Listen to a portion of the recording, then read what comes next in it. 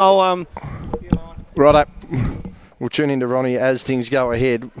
We'll stack all that on there eventually, as we just do not bump anything here or we will lose total disconnect. So that should be easy, and we might get Ronnie in a little later as we check things out there as well. So we are ticking along here. You might have a bit of length now, Ronnie.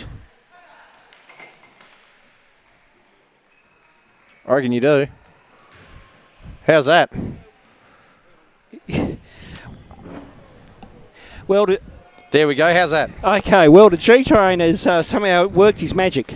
We gave him the tip of gamble responsibly on Saturday, thanks to the lovely hot drink service, and he's now provided us with some good position here as well. A game about to get underway here as the tip about to go in the air. Thank you, Kim. Is that ball just a wee bit short? Hobart now taking control of this one over to Ellie Ferguson, who's had a great year. Brooke Aitchison, veteran of this squad. First shot in and out, no good. Holly Nash, that one looks to be deflected and was. And that will stay as a Hobart ball. A little warmer than we're used to down midweek, Ronnie. Yeah, it's not too bad. I mean, today wasn't the best of days, JB weather-wise, but certainly not bad here in the stadium so far. There's Nash now with the ball. Wants to go herself. Wants support, goes down to Kiddo, who's going to be a big match up down low. Wants support there in Hartog. Can't get that one to fall as Aitchison clears the rebound. Lapham in turn over to Crespin. You are tuning into the West Coast Ball Connection. 2022 TSBL Shield Grand Final in the women's division. It is the Kings versus the Phoenix. Ball through sets of hands now to Lapham, who just gets that one out of the reach of Stratsma. Can't get a friendly bounce there, and that is going to be over the back there on Phoenix. Foul committed by Alexandra Vinnan, and that will remain a Kings ball. Yeah, no, good. I mean, good work there by Kingston to really just make sure they box out properly, and and again, Alex Bynum just had to really force herself over and commit that foul, unfortunately. Kiddo looks to get space down the low block, can't do that. Entry pass now. Down low to James. Didn't do anything with that as Hartog wrestling for the ball. Doesn't matter. Steal there by Ferguson. Fast break layup. That's her specialty, and she gets the first points of the game. Yes, great work by Ellie Ferguson, working hard on a game every single week, JB. She's one of our up-and-coming junior female players in the competition. Ball across the floor. Stratsma over to Hartog. Just go inside. Goes back to Stratsma, who's got an open lane there. Wants the response. Gets it, and one opportunity. Kings for a chance to take the lead. Yeah, no, great work there by Jazz Stratsma, who's had a really good season as far as I've seen, and I've refed most of these senior women's games throughout the second half of the season, JB. So Jazz always brings good aggression and positivity to the team, and again, great drive by her. Unfortunately, she couldn't hit the free throw. Could make the free throw, deflected there by Kitto. And Hobart now with possession of the ball. And of course, Ronnie, you are a Phoenix man, but this Hobart women's team in the reserves competition has been arguably the premier reserves women's team for going on close to a decade now. Oh, absolutely. You only got to think back of the days when Adrian Crespin was coaching. They went the 5 in a row there at one stage of reserve premiership. So it just goes to show. And now we've Eb in charge now of the group. She's done a really good job of transitioning from this program from Adrian to her, and credit to her because Hobart just remained dominant in this Shield competition for a number of years now. As Nash over the top to James, who gets some space, wants to go herself, doesn't. Skip pass back over to Nash. That one unsuccessful. Vinan takes that one in turn back to Crespin. He's looking to slow things down here. 2 all our scoreline early on in this one. Still lots of basketball left in this game and this evening. Of course, men's competition will see the Wolves take on the Grenadiers. The Grenadiers and Wolves in both grades in the men making grand finals. So congratulations to them. Shooting foul there. Aitchison will go to the line for 2. And Brooke's always been a strong, dominant player inside JB and can kind of be that slash driver as well too. So, for Brooke, it's really about, just getting her eye in here early, and she's done that already, getting to the free throw line. Big thing as well with Aitchison as she misses the second rebound by Nash, has senior experience as well and has played her part and pivotally in senior grand finals and final series as well. So plenty of experience amongst this Phoenix squad. Taken away now by Ferguson. who's trying not to get an open run, and you would think that's certainly going to be a tactic of the Kings here, not to let Ferguson have that free run as she takes that three-point shot there. Bottom of the net, lovely shot there by Elle Ferguson. Yeah, again, good ball movement there by Hobart Phoenix just to really open up that zone on the Kings side of things. So, I mean, you know, David Bartlett will have a few issues that he needs to probably address in the next few minutes. It's travel there called on Hartog. Of course, we mentioned pre-game, Ronnie, Amy Wiggins is out with injury, and she's been such a key cog. Of course, social media saw that big shot that was hit during the season by her, and she played a massive role as well in her semi-final. So it's unfortunate not to see her out there. As James gets a rebound, wants to go inside to Kiddo. Deflected there by Lapham. Has support back to Crespin, back to Vinan. Vinan's going to square up. Long shot's no good. Kiddo again with a big rebound. Deflected, though, by Lapham. The Kings will maintain possession. Oh, no, David's waved it off, I think. No, David waved it off. Wave it off. I think if Hobart scored, David would have had it. But obviously the ball went out of play, so David's fired, and no drama there. But I was involved in that game. You're talking about where Amy Wiggins hit that big shot there, JB. That was a great game, and Amy Wiggins certainly in the race for the MVP award as well too in the Shield competition. Absolutely, hit that big shot over the Wolves, and I can see a few Wolves players in the grandstand as well. They would be certainly ruining that, as I know they were pushing towards a finals berth, and that shot all but ended their season there. Yeah. I think it was a big game in the context of the ladder positions at that time, JB. 5:30 remaining here. First term, Ellie Ferguson outside once again. Can't get a friendly bounce. She started this game strong. Second opportunities, though, as Lapham looks to get that one in. Can't quite work it. And I've just realised I can actually call this off the monitor, Ronnie, so... Oh, there you go, JB. Going to save myself. No, you are. Oh, no, you would be live there. It would be delayed on the actual YouTube. On the actual stream it is. On Wirecast, however. Thank you to Wirecast and their lovely products. Of course. Helping us out here, I can see it. So Nash now with the ball. She goes over the top to James. Has Kiddo in support. Lovely feed into Kiddo. Catches that in the far block. 3-second violation. And a 3-second violation. Of course, that will always be a plan of Mr. Bartlett. As now the timeout comes. Timeout is taken. And it looks like a substitution will be wanted by Hobart as well. Coach Collins waving there, but that'll be an interesting one. The tactics of these sides, Ronnie, of course, we've seen just the run and gun offense of the Phoenix in this one during the year. They, good outlet passing off solid rebounding, able to hit the glass really hard. And, for Hobart, they've run a multitude of equal opportunity style offense, whether that's inside, whether that's outside, a lot of cross-cutting as well, just creating some movement, pass and cut basics. Tonight, obviously, wanting to use Kiddo as much as they can down low, but if you're Hobart, you've got to understand that that's definitely going to be an option. So, likely to see a lot of triple threats and triple teams down on the low block there for Chloe Kiddo. Yeah, absolutely, JB. We'll just zoom in here to the Phoenix crowd. There's obviously a sign there saying, Go Hobart. Go Hobart, which is great to see. Yep, she knows she's on camera there, JB. She's done very well, She's done very well. That's excellent to see. But no, Chloe Kiddo will be a focal point, I guess, down inside, of course. And, for Hobart, it's really how do you stop that? And I'm sure they'll have their strategies worked out there, of course, JB. So, but also, too, how do Hobart comprehend this zone that David Bartlett has decided to throw in there as well, too. So, be interesting to see how these two teams really go tonight. Absolutely. Of course, Kings running with just the one substitution. Siobhan Ball being the substitution there. Ellie Ferguson, another long shot, no good. James manages to chase that one down. I don't know if my eyesight's adjusting, you're adjusting the frame. Either way, just adjusting the frame, JB. Don't worry. That's all right. We're producing, we're directing all together once again. Yes. Ball going through sets of hands. That substitution has been activated, of course, by Hobart. As I just get a look over the top as McCaffrey comes in, Lapham heads out. We've also got Jamie Simons in this one as well. So we just have a look as Kim Stevenson just heads over towards Claire Lapham to check on that one there. Match manager, ball inside, deflected away though by the Kings, taken away. McCaffrey straight into the game, can't get that one to fall. Nash gets the rebound, has a chance on the run, loses the handle. In turn back to Hobart again. That looks like Simons trying to get the up and under, can't. Fighting is Vinan, and that will maintain Hobart basketball.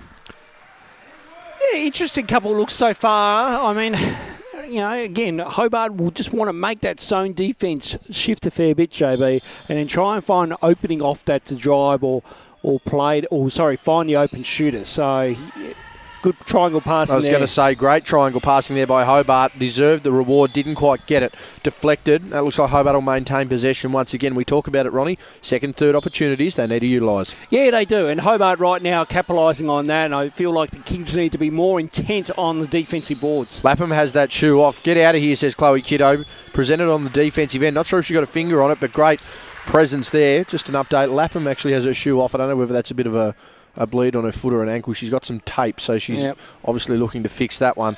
Kings now with the ball. Left-hand side, going to the left-hand side, I should say. Kiddo wanted to get the ball back to Nash, who was just trying to cut, deflected out of bounds.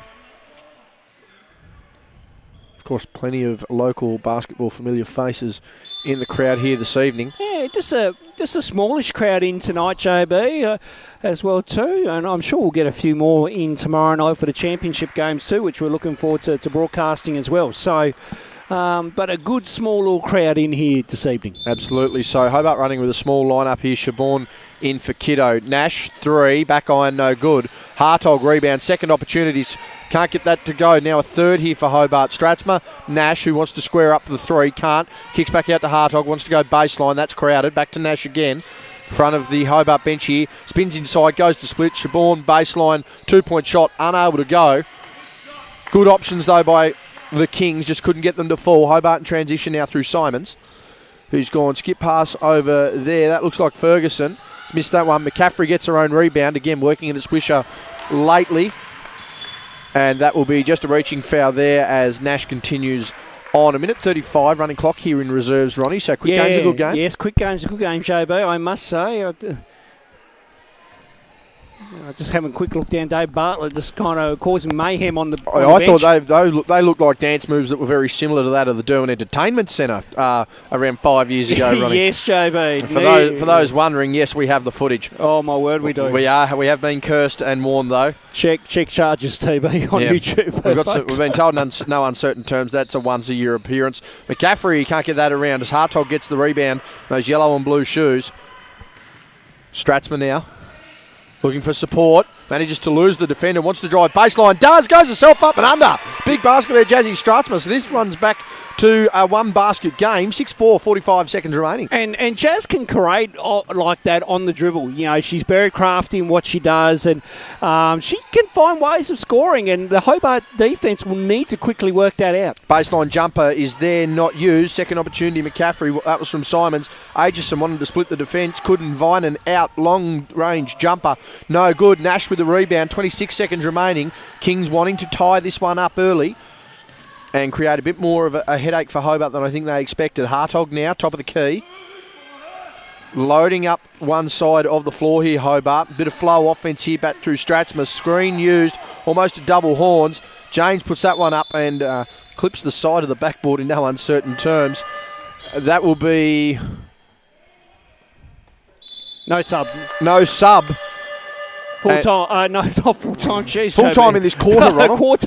I know we said a quick game's a good game. That's too quick a game. But this game's fairly competitive as well, Ronnie. Quarter time, 6-4. Low-scoring affair as we somewhat expected. But I also think from the Hobart standpoint, probably weren't expecting the Kings to come out firing and be going shot for shot with them. Well, absolutely, JB. And again, the other thing is, too, we mentioned this on the junior broadcast over the weekend. You know, all these players for maybe the first time or the first time within a year or two playing on the bigger court here as well too, so it does take a good quarter to get used to the bigger arena, the bigger space, the different rims and the settings. So right now, hopefully, maybe this second quarter might just open up a little bit, and we might see a bit more scoring as we travel along here in this final. Just a quick one, Ronnie. Can we zoom down to one Mr. James Newitt sitting on the stairs there near Don Crespin in the grey hoodie?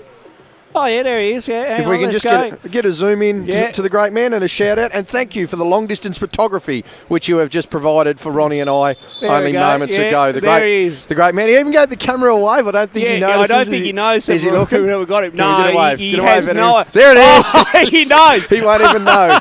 Great. Yep, and the thumb to the camera. Get out of his face. Come on now. We can't give him too much boost. He's going to get plenty of court time in this twos game. He's doubling up, and one of the few players we will see across the couple of days, Ronnie, that'll double up. So you will see some familiar faces across both broadcasts. Second term about to get underway here. Hobart with possession. Hang on, Joe. You're right. Right. Crispin now with the ball off the inbounds. 6-4 our scoreline. You are tuning into the West Coast Ball Connection. TSBL South Conference Shield Grand Final evening. And it's Hobart taking on the Kings. Hobart leading this one as foul is on the floor. It's waved off there by Calburn. Yeah, smart call there. Foul on the ground, down on the pump fake. And Cale running through the ranks as a referee, Ronnie. And, he's fine. He got promoted to his grey shirt now, Joe. He was green on the weekend. He was green on the weekend. So congratulations to the great man. I'm wondering where my grey shirt is standing for tonight. I haven't got my black and white in the bag. Do you have your black and white? I do. Oh, no. A shout out to those at Collingwood and Port Adelaide. Yes. Sorry to infuriate. Shout out to Eddie Maguire and David Kosh. As the ball goes in for Vinan. I'll go with water, thank you. As Gareth doing catering. Yeah. I mean, support work as Shaborn down on the block. Shaborn Ball getting that one to drop. And that brings that one again, 8-6 our scoreline here. So every time Hobart seemed to just change the question, Kings have an answer. Well, yeah, and I think the scoring's just opening up a little bit more too, JB, as well. Again, I mentioned about the big arena and, take a quarter to get used to it. So I think both teams are now settled. As ball going through sets of hands, Vinan once again, big score there. And she's been a major inclusion into this Hobart squad this year. Oh, she's been solid. She's a really strong player over the years. I've been lucky enough to watch her throughout her junior career, JB. And, she plays netball as well too. So good agility. She has a good shot and really well built as well too for a female player. I was going to say, nice and tall, long arms, long legs. Yes. The prototypical basketball build there as Hartog clears that one away. Hobart lead this one 10-6. And that will be a foul on Crespin just approaching in too late. Kiddo checking in here for the Kings. Our cameraman's finally arrived, JB. Big Sammy's in the building. It's been great to have him on board. We thank him immensely for his help throughout the season. And talk about a casual Tuesday night at home, JB. Can't say much, Ronnie. I've whacked a polo on over a hoodie. So well, there you go. For you and I, we'll have a changeover at a timeout if there's one there. Yep. As Nash inside to Kiddo, gets her first possession, stripped away from that weak side. And, of course, that's the hard thing as well when you're wanting to play that low block, Ronnie, is, being aware of your blind side. Yeah, absolutely. You got to check both sides, and you can't have those blind spots out on the floor. So, you just got to be aware of everything and anything on the court. Meanwhile, Nash deep. Corner three, can't get that one to fall, of course. Mum and Dad Nash in the stands watching this one as well. A shout out to Mark and Christy in the stands. Hope you're enjoying the rewatch on the stream and enjoyed the coverage live in the stadium. 7:17 remaining here, second quarter. Bit stagnant once again here for the last couple of minutes. Ball through sets of hands. Hobart wanting to go themselves up over. Looks like Lapham back in the game. Wasn't able to get that second opportunity. And that one was caught by Hobart on the baseline as that one was going out of bounds. So, again here, the Kings, I wouldn't say they've got full control of this game, though, but they've certainly got a little bit of momentum and grit about them, Ronnie. Yeah, and that's what you need when you're pretty much the underdog in this grand final. You need to have that determination and you need to have that self-belief. So, right now, they're doing a really good job of that, and I think David Bartlett's quite happy about it. I'm happy he called a timeout as well too, JB. Okay, Ronnie, while you transition out and hand the headset down, we'll get Sam upstairs and we'll loiter on that point in a second, as Sam will just keep an eye on Ronnie to make sure that he doesn't have a catastrophic event getting down from the camera area there. 6:45 remaining here, second term. It is 10-6 our scoreline. The Hobart Phoenix leading this one against the Kingborough Huon Kings. Again, thank you to everyone tuning in live to the West Coast Ball Connection. You are watching the TSBL South Conference Reserves Final. As Ronnie makes his way down. And that's a lot easier. Why didn't we think of that one? We don't think of a lot of things here. We just get on and get going. As Ronnie keeps the step. Perfect. It's only cable ties, no stress there. Ronnie's back on flat earth. That's sensational. There's no stress. As Ronnie does the lap of honour. Sam will get up into perfect position there. Just adjust any zoom levels that you need, yeah? Not only did Sam hear you, Ronnie, but I reckon the dozens watching us heard it too. Oh, absolutely. Hello, everyone. Good to be back. Hello, everyone. He's Hello, only everyone. just taking a brief break. Brief break. Back on flat ground as Nash goes back on. Can't get that to fall. As you can see, Ronnie, we've managed to commandeer a bit of a monitor set up here on. Absolutely. And Anthony Stewart is tell us the score. He's texted in, the big fella. Stewie's actually watching us for once, JB. Unbelievable score. He's 10-6, Stewie. There is a white and light blue uniform out there. Not quite our favourite polo shirt, but it is out there and getting shots up. Second opportunity for Hobart, no good. Kiddo clears that one out. And Kings on the transition here as well. And I think that time out, Ronnie, was an adjustment to that full court defence Hobart are implementing. Yeah, so good change up by Hobart on the defensive end and, forcing the Kings into something a little bit more different that they need to run. Lapham now with the ball in turn to Crespin. Just under 6 minutes remaining here in the first half of our one of two grand finals down here this evening at the Kingborough Sports Centre. You are tuning into the West Coast Ball Connection for the TSBL South Conference Shield Grand Finals. Crespin puts up a circus shot, couldn't get that one to fall, and that one last deflected by the Kings. Right, so I'll be interested to see here what Hobart do in their set and see how they set up here. So it's a little bit of a high set here, and then Lapham decides to fire from deep. So that's not a bad look in the sense of things, and very physical down low. Referee's letting it go, and Kiddo looked like a bit of a, after copping a blow, looked like a little bit of a hard foul receipt, we'll call it, Ronnie. It just looked like on what we're watching on the monitor here, the Kiddo got a bit of a whack there first. Copped a bump when she first maintained, and then, of course, just in frustration, fouled back. So Kiddo with the foul. 2 shots here to Hobart as Lapham makes that one. She's back on after strapping that ankle.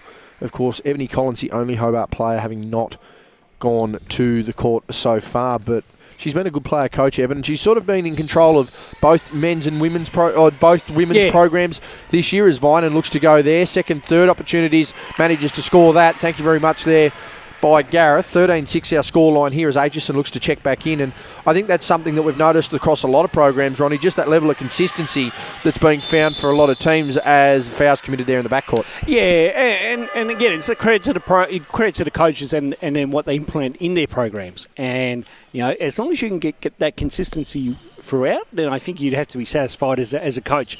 Because at this level, you really... Oh, that's a good pass into Strasma there from Holly Nash. Really good vision. And just, again, they leave her alone, and Nash able to make something happen off a good backdoor play on that one. Ball going through sets of hands here once again. So 13-8 our scoreline. 5 points of fitting margin to what has been a tight game so far. Lapham gets inside, creates space. Get out of here against the backboard, said the Kings. Will that be a jump ball or a holding foul? No, that'll be a reaching foul. Reaching foul there.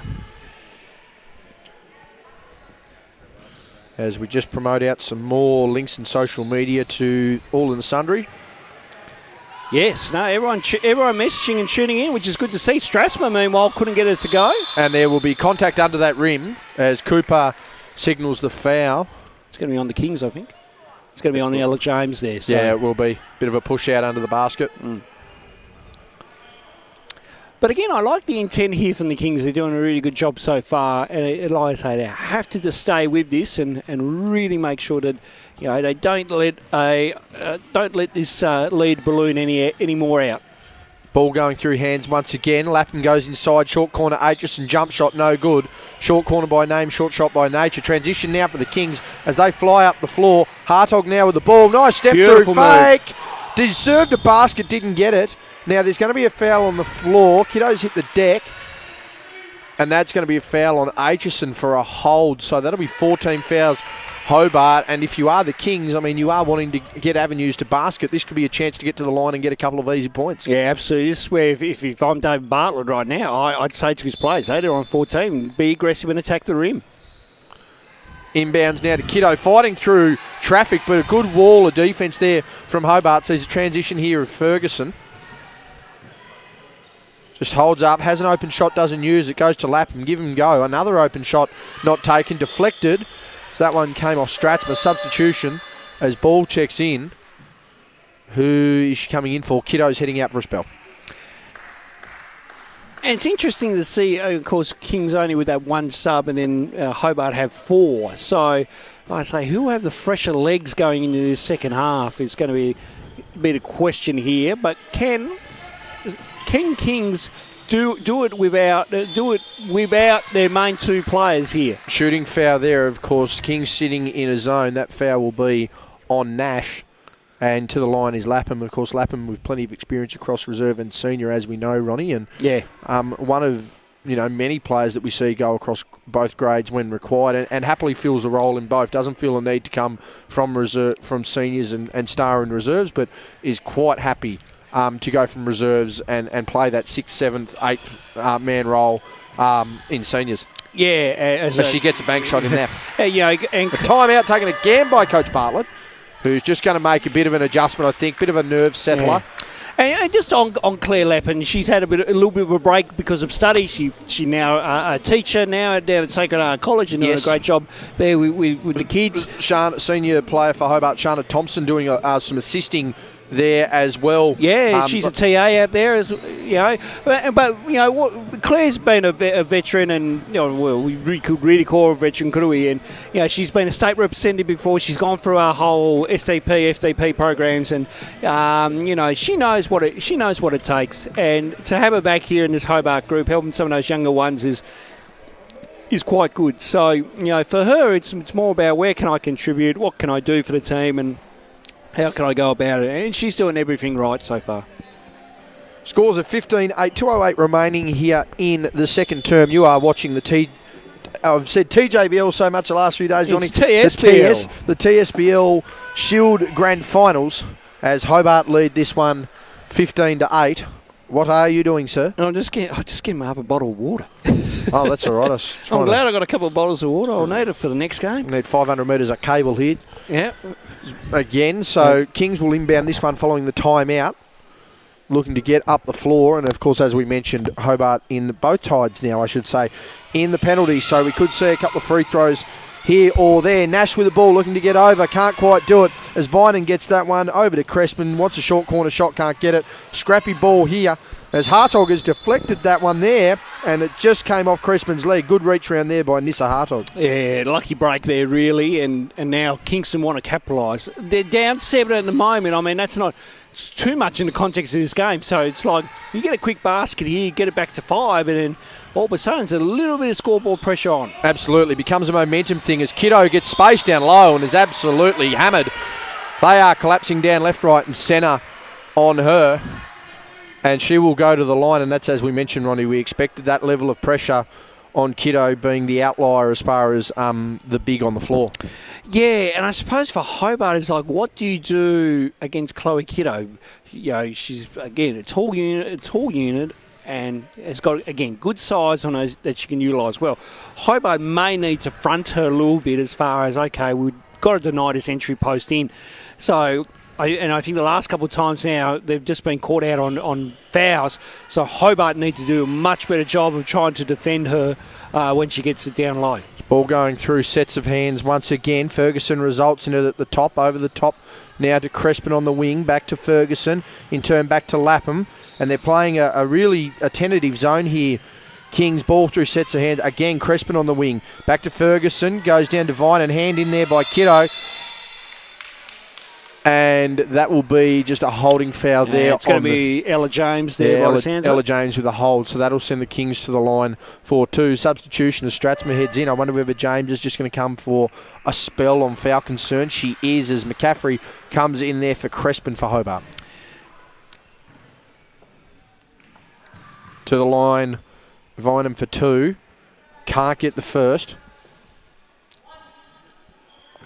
And that looks like Dwayne Davey has just saddled up there on the far side, leaning against the bleachers. He's come in to tune in. A lot of Hobart people down to support their ladies in this game. Yeah, no. Big screen by Nissa Hartog. My word. Nothing illegal. As she wants to go in herself, goes to Siobhan just on the outside, just stepped out of bounds. Good little baseline play there from Hobart. Yeah, light blue lines here at the Kingborough Sports Centre as well too, folks, as we've really belted that out throughout the last few days. I tell you what, we've got 4 or 5 catchphrases we need to put on shirts. Yes. Shout out to Nikki for that suggestion. Big shout out to her for that one there. Hopefully she can get some tailors for us. As Ferguson for free, couldn't get that one to go. Should say for 3, not free, as that one's deflected out off Hobart. 25 seconds remaining here in the first half, as Kings will likely get one more look at it.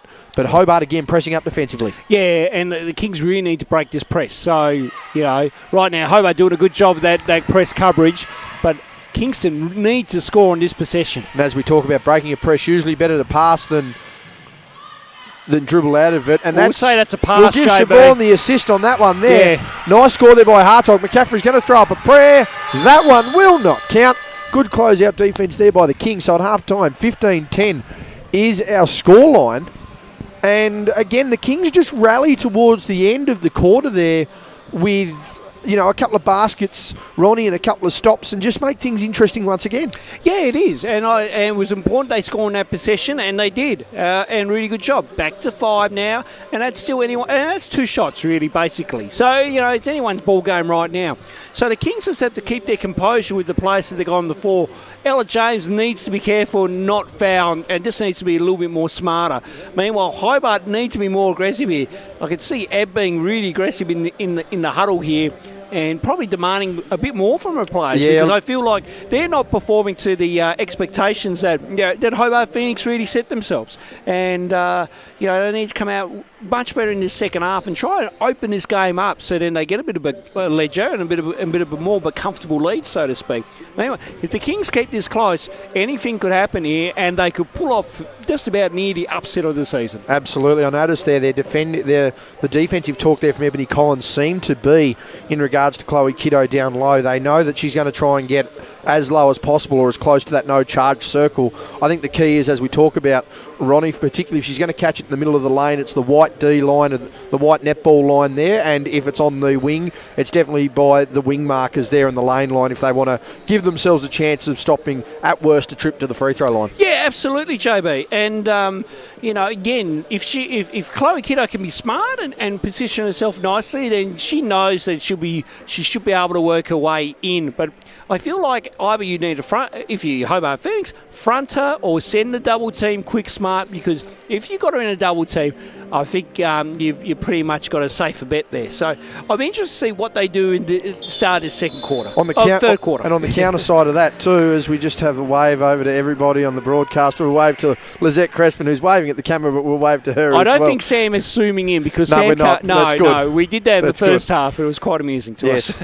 But no, it's good to see everyone tuning in and enjoying the support. I think on the other side too, Ronnie, just quickly on this offensive end, it'd be interesting to see just who they look to put on that strong side with Kiddo as that passing option to maybe force Hobart to have to give up, a defensive matchup on the weak side. Absolutely. It would remind me a fair bit of how the Spurs used to run their offense through Tim Duncan, and then if they double team Duncan, Duncan's got that kick out. Meanwhile, Nash knocks it down from deep. Yes, Nash knocks that one down, and that makes it a 3-point ball game. Again, the real question there, as we mentioned, do you load up, if you're Coach Bartlett, do you load up for a really strong side and force Hobart to attack from the weak side for an easy give up? Get out of here, says Nissa Hartog. Good deflection again by Hartog. Or do you potentially just try and, make sure it's a weak side give up if you're Hobart, as Kiddo steps right through there as well. Nash recovers that basketball and in turn, run the risk of maybe a lesser player beating you, or do you run the risk of potentially a Nash or a Stratsma being open for 3? Oh, I'd take a gamble and I'd be happy with the weak side give up. So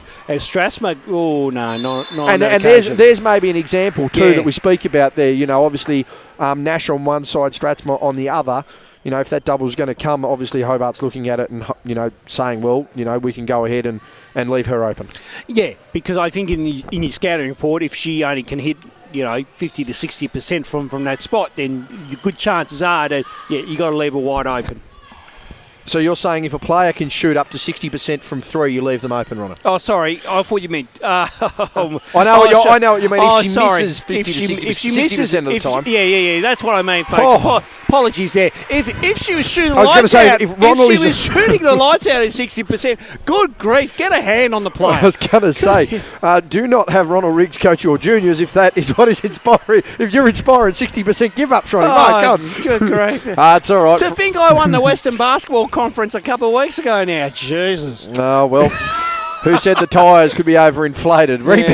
Rebound by the Kings. Take that as you want, folks. They're on transition. Thank you very much. 15-12 as Stratsman wants the up and under. Good defence there by Aitchison. Kick out pass once again. Nash to tie the game. Bottom of the net. And this is where I would now say, get a hand on Nash, right? So now I get this right. So now you need to get a hand on it, right? Because now she's shooting the lights out. The game's now back competitive and it's close, and the team defensively is now up and about as well. Absolutely. So this could be the backbreaker as well too. If Hobart Ferguson, that didn't look too bad from where we are. If Hobart Phoenix don't respond here, this could open the floodgates for the Kings. Nash with a handoff to Hartog, wants to go off glass, can't get it. And Hobart now with a chance to steady, and they are on a heavy break here. 3 on 2. Ferguson wants to go herself, can't get it to go as McCaffrey comes down. She gets fouled, goes to the line for 2, and this is the best way to respond. Give the game time to sit and simmer, hit a couple of free throws, recompose, and then hit the defensive end. Well, this is the other thing too, JB. Weather the storm that the Kings are making a run now, because they've done a terrific job to get back in this ball game in the last 2 and a bit minutes here, right? So Hobart now just need to have some composure. Right now I'd just be saying slow it down, let's go through some sets of hands, run our sets, be aggressive in what we do. Kings just have to be a little bit more smarter and not take the gamble of fouling. And remember, they only got 6 players. You cannot afford to have players in foul trouble. So it's really important here for Hobart now to understand that and go, okay, we'll be aggressive and try and draw a foul on a few Kings players. 0-2 at the line as Nash again leading this break. She has support. She has James. She had Kiddo. I think that might have been a deflection on the way over to Stratsma. And the hard attack there by Simons at the rim, up and over the top of the defence of Nash. And Simons has been a really good addition this season for Hobart Phoenix. She can run, she comes from a netball background, has good agility, but it has some good basketball smarts as well too. So I expect her to play some good minutes here in this second half. Response there by Ferguson, couldn't get it to go, and that's certainly something that we've seen in the women's competition this year, Ronnie. A lot of netballers transitioning into the competition. Yeah, I mean, basketball and netball have a really good crossover of certain things, and I feel that most of these players will take good advantage of that as that hit the support system. So that means it's out of court. Look, it's a good spread of netballers too. Mainly probably advantage more Hobart Phoenix than the King side. As Hartog now looking to pass out of that trap as Stratsma just stays in her own floor, loses the handle, has support there in James and Kiddo. She's nearly tripled, deflected there. Great read by Hobart, who are pressing up. Ferguson just blitzing away past the defence, not able to get that one any further. Over to McCaffrey now. Support there through Simons. Weak side over to Lapham, goes over as Hartog steps up late. Kiddo leaning your arms, very lucky not to give away a foul. Ferguson has space. Step back. 3. Back iron, no good. Fighting over as Stratsma saves that one there. Wants to get up the floor. Just a reasonably slow pace here for the Kings, who have clearly burnt some energy early. And, of course, they're just wanting things to slow down. I'm hearing a horns call here from the Kings. They go high post there to Kiddo. Tries to deflect the player on the way through. Can't. Hartog wants to go off the screen. Does. Goes to square up. Goes over to James. Short corner. Kick pass is risky and does not pay off. Vinen, I apologise in advance, takes that one, goes up in the drive, can't get that to fall. As Hartog wrestling for that one, ball nearly out of bounds, dribbles through over to Kiddo with the outreached arms, has support, skip pass there to James, that's Stratsma, goes up and under and is rewarded with a foul. On that last possession for the Kings on the offensive set, James should have took the shot from the corner. No need to cross-court pass, because as we teach the juniors, if you cross-court pass, the defence has enough time to read it and then intercept it off to the races they go. Should have took the shot down on that. So, but then good make-up there as far as, they get the stop, and then Jazz, works away to the basket, and unfortunately she couldn't finish. I think the other side as well too, Ron, even if it does pay off, all of a sudden one of the easy opportunities on your offensive end is taken away instantly. Absolutely. And people trying to talk to us while we broadcast, it's a pet hate, isn't it? And then the great Ian Badnick has a message saying, come on, Ron, netball had nothing on basketball. Well, I'll be damned, eh? We ran into the great Ian Badnack last night, a fan favourite of the West Coast Ball Connection back when we had more regular... At least people are tuning in, Kim. I like this. When we had more regular coverage of our local league, of course, we've got... almost had 100 views already on the stream so far. Our broadcasts over the weekend piling up around that 3,500 mark already, which is sensational for our junior players. We know they've enjoyed things as Kiddo saves that one on the baseline. It's 2-on-1 option. Risky cross court. We talked about it, Ronnie. Does it pay off? No friendly roll. No. Nearly out of bounds. Hobart keep that one in. Backwards and forwards. It's only a 1-point ball game, 17-16. As Ellie Ferguson just seems to have a tank that goes on and on and on. Great speed and endurance is taken away by Stratsma. Seen her playing some social basketball as well in the uni competition, so she's certainly around the courts during the week. Hartog now with the ball. Has that option there, uses the screen on Kiddo, gets into the lane very easily. Over to Nash, could she hit a third? No, she can't. The heat check there, taken by Crespin, who despite being undersized, certainly knows how to use the body. Safe there, inside there, over the top to Vinan, to Aitchison. Back to Simons, long two, nothing but net. And that's a nice little response there and another timeout. So head coach Dave Bartlett can just see the momentum just swinging back into Hobart's favour. So not a bad timeout here from Bart, and he'll need to address a couple of subtle changes on the defensive end because Hobart seem to be finding some looks now that they like. 3:41 remaining here in the third term. You are tuning into the West Coast Ball Connection and the TSBL South Conference Shield Grand Final evening. It is the Hobart Phoenix taking on the Kingborough Huon Kings, and the Hobart Phoenix lead this one 19-16. We've seen some different levels of offense from both sides, Ronnie, and some interesting defensive tactics, of course, with the Kings. They've been trying to utilise their inside presence and certainly get through some of that equal opportunity offense. Meanwhile, there's been a lot of run and gun in the favour of of Hobart, and in turn they haven't really relied on an outside shot, but they've stuck to the fundamentals of attacking the rim and making the opportunity of making the most of second, third chance opportunities, and a lot of those have come from the mid-range. They have, and again, it's really nice to see that mid-range still in play, JB. We talk about how it's now a bit of a three-point kind of game and inside game. Still, that mid-range is still there in this women's competition, which I'm really liking, and it's really important that you still have to defend that mid-range. So. And it's good to see that teams are knocking down those shots as well too at the same time. So I like what we're doing here. I like how both teams are trying to approach this. So let's see what the Kings can do. See if they can just scrub the momentum back and then see how this plays out in the last quarter. As you say, if you can play it in phases, right now the Kings need to play really good in this last phase. And we know they've played well in the last 3 or so minutes of each quarter. Let's see if they can step up. Skip past Nash. He's already hit 2. Back iron. Still a reasonable conversion so far. As Aitchison, as we just have a look. That's on Ella James. It will be on Ella James. They're fearing that may be her fourth. And yeah, I think Aitchison was lucky there. She was probably just standing on the out-of-bounds line when that foul was committed. So managed to push and get away with that one there. And Ella James has to be really smart now. She cannot afford to give a fifth foul and be out of the game. Absolutely, and if you're the other side of that, you will want to focus on her defensively. As that ball deflected, saved there by Stratsma, over to James, who gets down the floor. Another risky cross-court pass. Cross-court pass doesn't pay off, but neither does that layup there, Crespin, who's not quite happy with herself on that one. I just don't know about these cross-court passes, JB. There's just been too many times where the defence has picked it off. Yeah, it's not so bad when you're a bit further up the court, but when you get into such a set here with the heavy traffic, as you can just see Ferguson takes away on that one there, can't get it to go, as Holly Nash doesn't seem to believe she laid a single finger on her opposing player, but Ellie Ferguson will go to the line, and that's also a risky run, though, when you get caught from behind and a player such as Ferguson, who really attacks that rim, attacks strong, and is fairly aware of her opponent. Oh, absolutely. But this is why, as coaches, we would say, look, rather than try to cross-court, it's a dribble action through to the other side, okay? Unless the whole defence is clogged one side of the floor.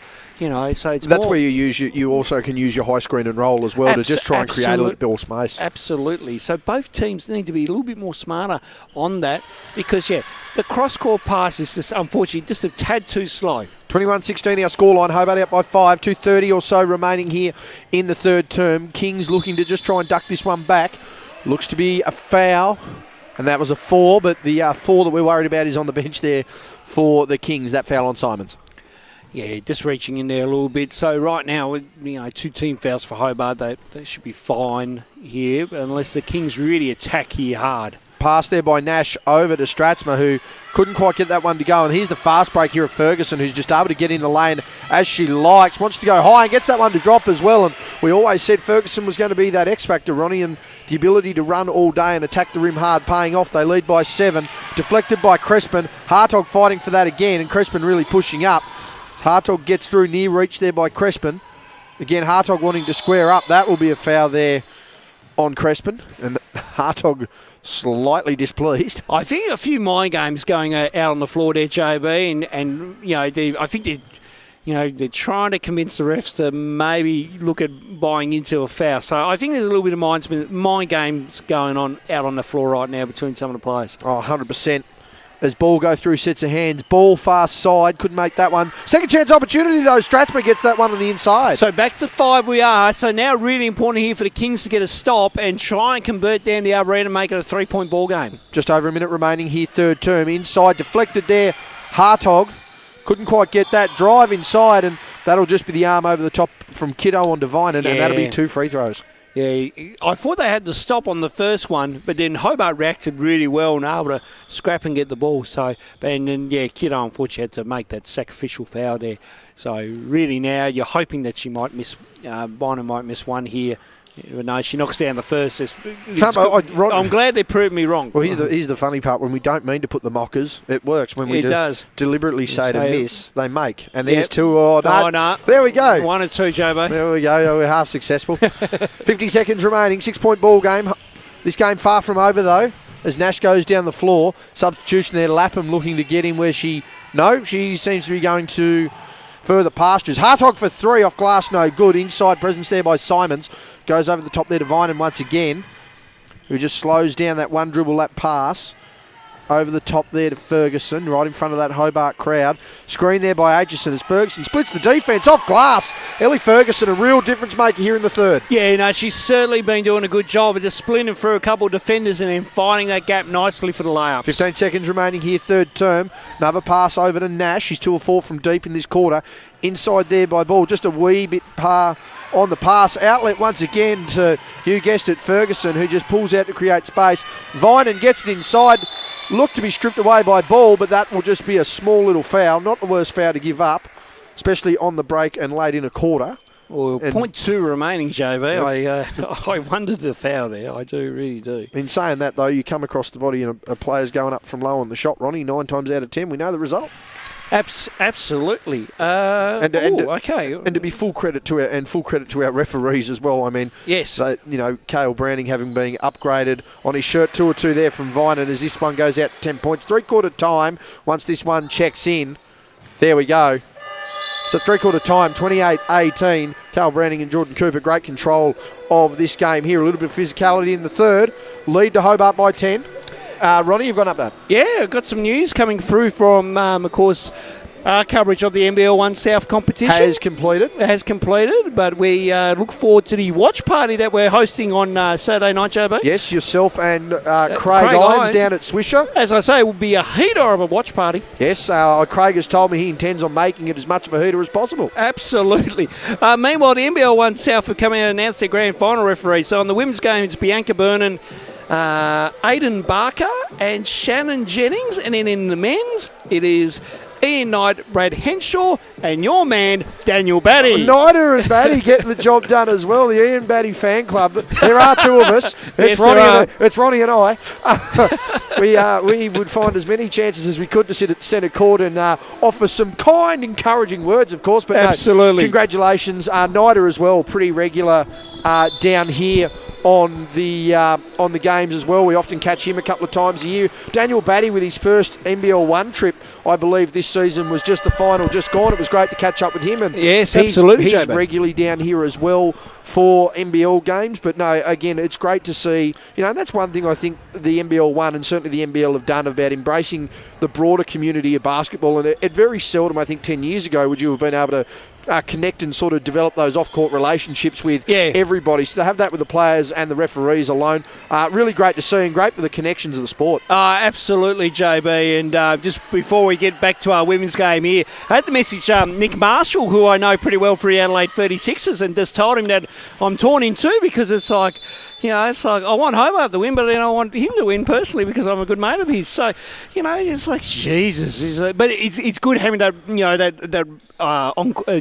those friendships and relationships that you can build in the sport. So, no, it's fantastic. A shout out to everyone who had Ronnie name dropping in the office pool bingo card of the TSBL South Conference Shield Granny. Of course, we are 30 seconds into the final quarter here. Strathman with the step through. That's a nice move there by Jazz. Just worked her way through nicely there, JB.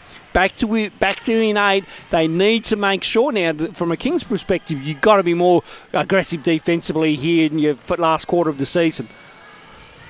As things continue to play out, they just overlooked that, and that's where that straight cut comes through from Lappin. And then, unfortunately, they can't get that one to go. But the Kings need to be more aware of that and not ball watch on the defensive end. Big rebound by Hartog. They started using that internal passing lane rather than the skip, which is improving things. Taken away, though, predictable by, yes, you guessed it, Elle Ferguson. Contact there on the drive as Hartog fouls on the drive and one opportunity to extend this out to a game-high 11. And this is the issue I think David Bartlett will have. Do you change up your defence now? Do you try and throw the kitchen sink? Do you go box? I think being a grand final and essentially a running clock, this is the last game of the season, particularly for some of these ladies. I think it's kitchen sink time. I mean, at worst, you're very tired. You don't get the result you want. Yep. But on the positive side of it, you could come out with a premiership medallion. Oh, absolutely. You got to take some gambles in the grand final, and that's what you need to do to ultimately win the whole thing. 8:24 remaining here, fourth term. You're watching the West Coast Ball Connection. And our coverage of the TSBL South Conference Shield Grand Finals. Kiddo says, get out of here. Aitchison says, not quite. Gets the top up there. We've got a game-high margin of 13, 33-20. As, again, that stifling Hobart defence just continuing to push up. There's the deflection by Simons. And they're going to have 1 second to get this right over. Now, if you're the Kings here, try not to get your head down and not be too disappointed. No, chin up at all times. Chin up, must have your chin up. And, really just try and play through this. See if anything could happen in the next few minutes. If they can get this back within, say, 8 or 6, we're right back in it. There's good ball movement, a good drive there from the Kings. Unrewarded, though. Hartog just misses that one there. It's 33-20 our scoreline. 7:30 remaining here, fourth quarter. It's conferencing going on. Yes, a little bit of conferencing there, just keeping an eye on everything as it goes. Entry pass there, Lapham deflected. Nash just tight ropes the sideline and saves that one here. And we are flying through our first game here of the evening. Hartog hits the deck. Nash pulls up for 3. He's just gone cold since those 2 in the third term. Hartog with a step through. And one opportunity. And that's a good follow through on that. So it's just basically, if I'm Holly Nash, keep shooting the ball. They're going to drop eventually. But Hobart need to just be a little bit more smarter on their box out on that last possession, I think, and a good substitution here where they're bringing in Alex Bynum. So, she, as David... There's David Bartlett requesting a score update. And the game will be stopped. I think that's meant to be... There was a clock, and I believe that's meant to be, 23-33. As David getting a little antsy there. Speaking of antsy, Craig Irons has hit us up. Yes. It'll be an absolute heater of a final. In fact, thinking that we may need to call the heat pump shop. Well, absolutely. I mean, I just got a heat pump installed a few weeks back. So there we go. I know a few people, Craig, so we might have to get that. Lighting the place up like globes lighting. Oh, we're looking forward to it. He came down today down to Swisher, and we had a brief chat about what we might do on Saturday, JB. So it's going to be a lot of fun.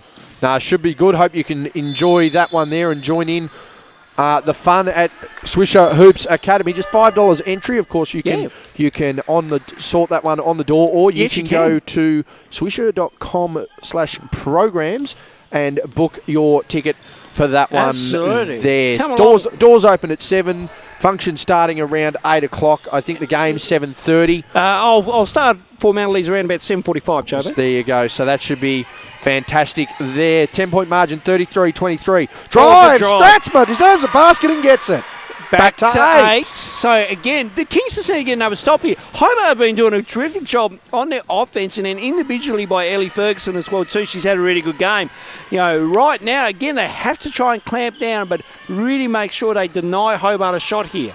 Ferguson over to Simons. Can't get that one to go. Yes, she can. Pump fake. And that's just a good response there. Really good. Again, good patience, good ball movement. And another takeaway there. Another takeaway here. So Hobart are just really asserting their authority on this game. Inside pass there. Vinan catches that reasonably high. Lapham wants to go herself. Has Ferguson in support. Has the give off. 3-point shot. She had space to shoot. Didn't quite get that to drop. Hartog attacks the loose ball as Kiddo tries to find some space. Foul by Lapham. 5:37 remaining here. And substitutions coming in. Crespin for Simons, who's on the bench. So it's Simons, Aitchison and McCaffrey on the bench. Meanwhile, it is Ball on the bench for the Kings. Of course, they're only running the one substitution. Amy Wiggins out through injury. She would love to be out there, but she's been riding every bump on that bench. Of course, Beck Rumley as well, assistant coaching there with David. Kiddo wanting to step inside. Has Hartog at the foul line. Lovely conversion. And this one's back to 8 again. Yeah, and again, really, the Kings have to play much better defence. You can't allow that shot on the last possession. So now it's got to be a little bit more tighter with their zone. Try and close the gap a little bit more better. Hobart doing a good job of the reads on the defence to find those gaps on the offensive end. As David Bartlett just confirming his timeouts with the bench, trying to in-game coach himself, I believe, which is always an interesting tactic, the coach coaching himself. Yes. Has contact on the drive there for Ferguson. She'll go the line for 2, and she's probably been the MVP of this game, I'd say, Ronnie. Oh, absolutely. Ellie's had a really good game. And, as I say, she's one to watch as she comes through the ranks here, JB, and, really a future Chargers player as well, too. Watch her. She has been in the practice squad throughout the year as well, I'm pretty sure. She's trained really hard. And I think one thing, too, for Ellie, she's really grown her game. I mean, she has. We saw her in the under-22 final last year, and there was a lot of what you would call easy fast break points. But all of a sudden now, Ellie's able to position herself and utilise that pace and speed, not just to be what some would probably have called cherry picking, but I mean, she's taking it 75 feet on the drive as well and really attacking the rim with defenders in the way. Absolutely. If she can just keep working on that part of the game and also keep and be a bit more consistent within her 3-point shot, I have no doubt she'll be one of the premier kind of players over the years to come and be a real stalwart for Hobart basketball. As the ball goes in, and there's that name again as David Bartlett calls the timeout. This one back out to 12, 14 remaining in the fourth quarter, 39-27. And of course, Ella James has just picked up her 5th foul, so this Hobart lineup will be the lineup for the remainder of the game. Is there enough petrol in the tank? I don't know. Can you get 12 points in 4 minutes when you've had 27 in 36? The maths doesn't add up, but at the same time here, this Kings squad for pretty much most of this game, right up until this point really, have been right in and right competitive and tried to find an answer for every question posed to them. Absolutely. And Kings have done a really good job of fighting their way back through the season and digging deep and making it all the way here. So it's a commendable effort by the Kings. Right now, I think you're going to have to play a little bit of heroic basketball to get yourself back in it, just to kind of try and straddle Hobart a little bit. But Hobart, with their experience and what they've got out on the floor right now, maintain the composure and has closed this game out with ease. So right now it's more back on the Kings to say, okay, what do you got? What's your best shot in the next 4 minutes and 10 seconds? So it really comes down to some percentage plays and just being a bit more smarter with the ball. There's just been some silly turnovers throughout this game, and we talk about those cross-court passes. I think they've been key to a degree as far as there was a lot of points generated off turnovers, and a lot of those turnovers came from that cross-court passing. Yeah, absolutely. Unfortunately, we don't have stats in our senior league, so I'd love to see the turnovers off the points. It would be quite interesting to have a look at that and then explain more. Nash wanting to get up the floor. Going to be an 8-second violation here, you would think, and there is there. 8-second violation on the Kings. So again, Hobart just really locking in defensively and again just utilising them extra legs as well. Absolutely, and we should remind viewers at home it is on the referee's visual count. I mean, the shot clock is there as a guide for the referees, but it is on the visual count, and a good call by the officials. So my question there, just to not to labour too much on that point, because that will be interesting for a lot of viewers and maybe even some players, as Crespin hits a 3, and I think that's pretty much going to wrap that one up, a 15-point margin here. It's on the visual count, but is the ref expected to count to the second, or is the ref expected to have their own count? So that, say the ref's count is, say, a 10 if the ref's 8 count is a genuine 10 seconds, is it still 8? Is it, how does the training go about for the referee to keep that consistency for 8? We basically go off by the visual count. So again, we say that the shot clocks are a guide because we need to show everyone that the referees are counting visually as a foul on the play there, JB. So we just have to show the crowd because it's like, as everyone knows, it's like if we don't move or use arms or whatever. Absolutely. Or, no, I understand that side, but I mean, like when the count is being instituted, when you're coaching it, is the speed of that count up to the referee, or is there a pace that you try to teach? There needs to be a pace that you've got to try and teach. Because, sometimes we can have these fast counts and then all of a sudden it's like, well, okay, well, maybe you probably used your arm way too fast. It's like you're going to throw your elbow out if you're not careful. So that's why you've got to have... poke my eye out with that demonstration here in the commentary. Yeah, I know. Sorry, JB. But, you've got to have that, nice, slow, not slowish, but slow enough count to make sure that it's near in sync with the shot clock as well too. As Ferguson goes to the line, she's fouled on the drive there. 2:15 remaining, fourth quarter, 42-27 as Hobart begin to just break away in the later stage of this game. And full-fledged to the Kings here as well, who have been really up for the fight here, as we mentioned, for the first 36 minutes of this game. And things just getting a little out of hand here as well. Of course, no substitutions now that James is out, and probably some pretty tired legs as well. Yeah, I mean, but credit to both teams on making it here as well too. But in a long season, they play 20 rounds and then have their 3 weeks of finals. So, and there's no bye rounds, mind you. It's no. not like previous years where every after 4 weeks of play you get the 5th week off. This is consistent. Some players here are playing 3 games a week for 6 months of the year. So I mean, it's a long slog of a season. Yeah, to make it to the second last day of August, it's a pretty good effort as far as I'm concerned. Second last day of August, Ron. Second last day, thank you. Tomorrow's the last day, isn't it? Yes. Yeah, which we will be live streaming once again. And a big shout out to how do I know? Because Mum's birthday is August 30th. So shout out to Cheryl. Not that she's watching or she'll hear it, but a happy birthday to Mum. Yes, happy birthday. Gave her a call early this morning. Oh, there you go. That's nice of you, Chobo. It was. I thought I'd inconvenience today. Nope, she took the day off work. Smart lady. Yeah, very smart. She said she's taking the week off next year, so just a heads up as hip and shoulder. Let's see what we got here now. I believe that one's been waved the other way. Right. Yeah, it's going to be on. It's going to be on Isabel Crispin there. So obviously they're saying there that she's made the contact first. And so Jordan Walker. Jordan Cooper is saying that she's utilised her armbar first to create the space that she needed. So I tell you what, though, that was pretty clean, straight up the middle kind of shoulder there. As Nash for 3 couldn't get that to fall back iron.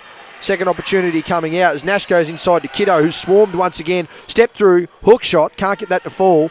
Once again for Hartog, who's fighting through. Draws contact, will go to the line for 2. So the Kings still fighting through to the end. Yeah, and that's what you want in finals. You want to play this out, and you want to make sure that you finish the season on a positive note as well too. So, and for this young Kings group too, they'll be heavily involved in our under-22 competition coming up later in September. So it's really important that right now that, again, you still play this out, have some momentum, and then obviously the girls will keep training for their under-22 season coming up. Nice shot there from the foul line there, of course, for Hartog, who has been very physical throughout the game and really fought hard. She's managed to gain that one back again, used her body as the ball comes down. The Kings square up for a 3, can't make that. Crespin goes to create space, gets that ball back. A minute 13 remaining here in the fourth. Margin at 16, it's 44-28. Both sides in the penalty from here on in. There's the ball just going through sets of hands. Hobart utilising as Vinan just had that foul there. And that one will be on Hartog as we just see the fouls there. Can't quite see. No, we haven't got the pedal out yet. No, okay. As another Crespin wanders by through the broadcast area. Do you have a media pass, ma'am? Yeah. Okay, there you go. Thanks. That's great. That's all we need. That's good. Oh, fair enough. 17 points our margin. Amazing who we led around the back here. Yes, absolutely. Yes. As the final seconds tick down in this game, 17-point margin, and Hobart will go to the line once again. That'll be Simons, I believe. And is that a 5th foul on Kitto? It is. So Chloe Kitto will head out, and that will be 4 fouls. There'll be 4 players out on the floor. But look, put it... 4 players, yeah, that one too. It's really nice to see Chloe back after a bit of a... she's had some trouble with some injuries and whatnot.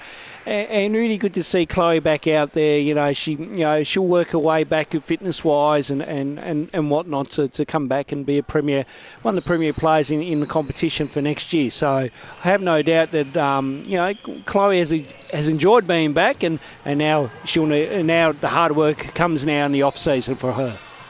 So 37 seconds remaining in this one. Kings going through sets of hands as that is loose there by Stratsma as Hobart fight for that ball.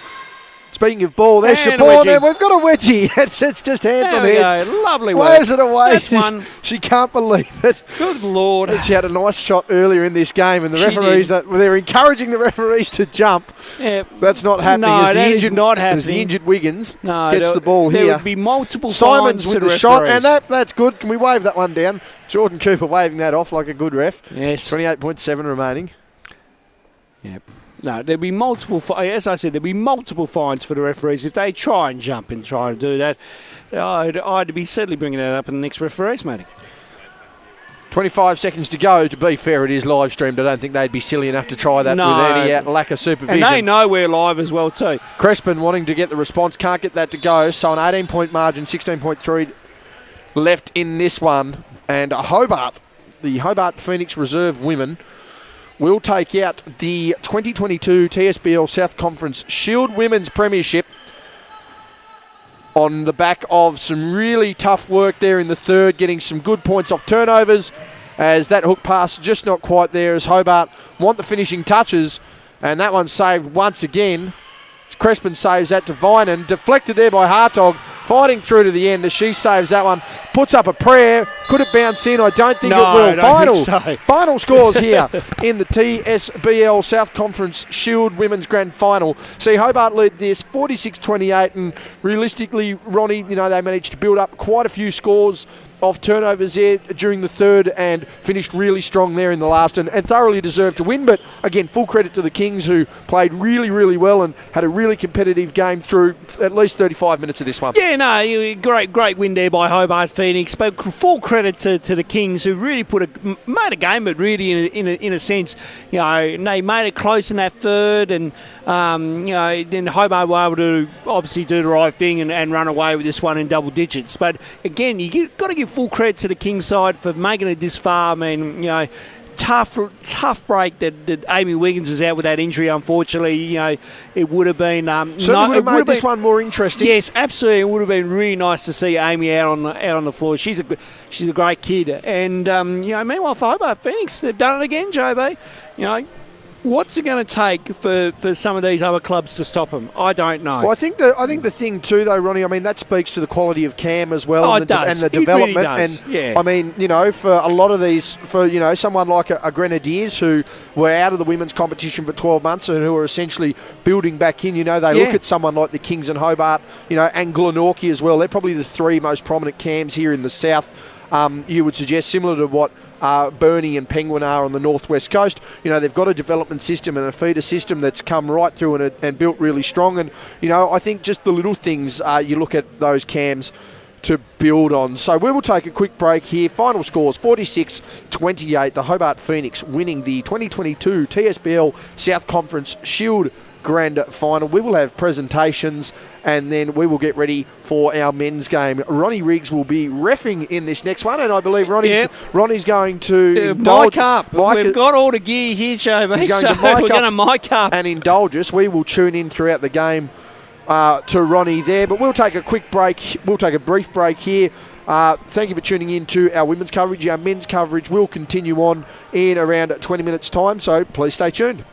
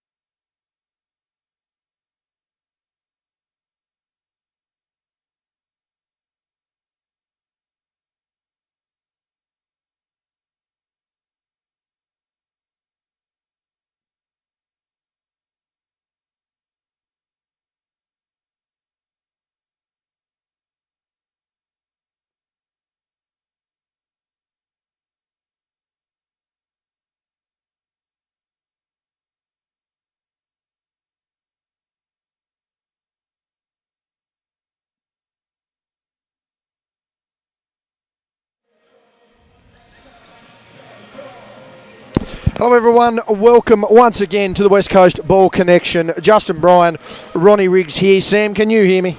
Very good. We've got Sam on our headset having a listen in live to the commentary. Ronnie, as you can see, is out on the floor. He will be reffing with Beck Rumley and Aaron Clement. And this is the 2022 TSBL South Conference Shield Men's Grand Final between the Southern Wolves and the Grenadiers. Both sides probably pulling some double duties amongst some of these players. They will match up in the Men's Championship Grand Final tomorrow night, and we are in for a heater of a contest here. Again, welcome into the West Coast Ball Connection. Justin Bryan, your host, as Ronnie Riggs will be on the call.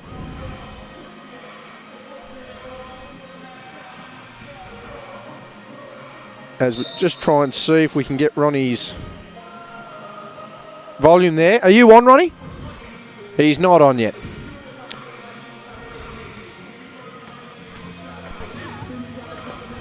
I was happy with it. I checked it pre-game, so... Yeah. As Ronnie just has a bit of volume there.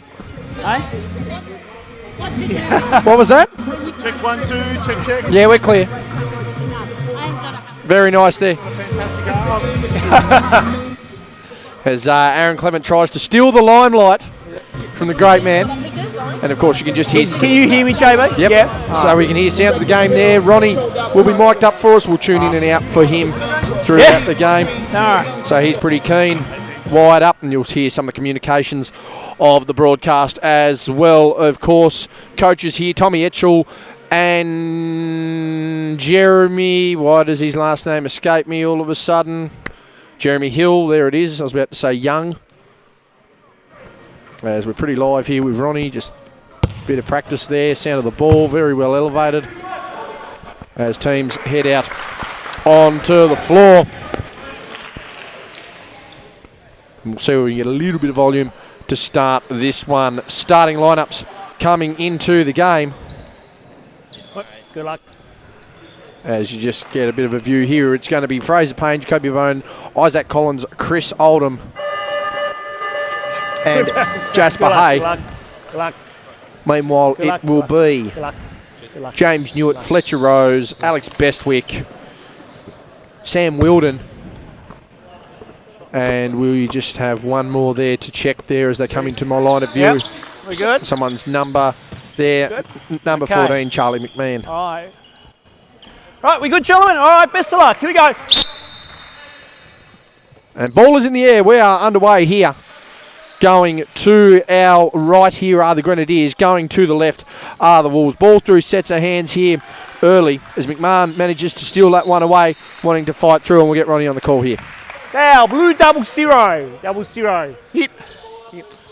There's a bit of a push there on the hip there. Very early start to this game. Of course, both teams doubling up tomorrow. A few of these guys will see grand final action as well as Bestwick gets inside on the drive up and under off the glass. Scoop shot no good. Wolves fighting for it.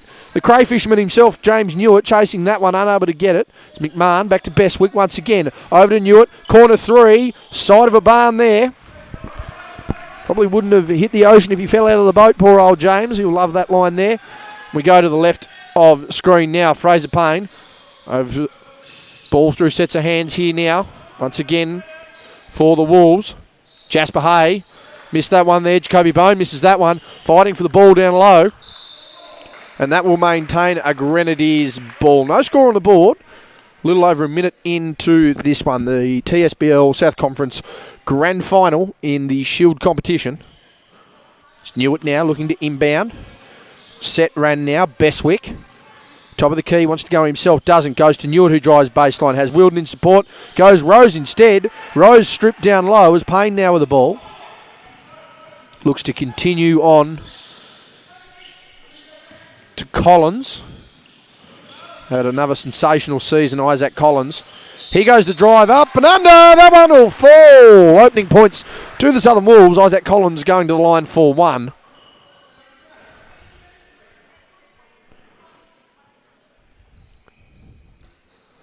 And a chance here to make this a 3-point ball game early on.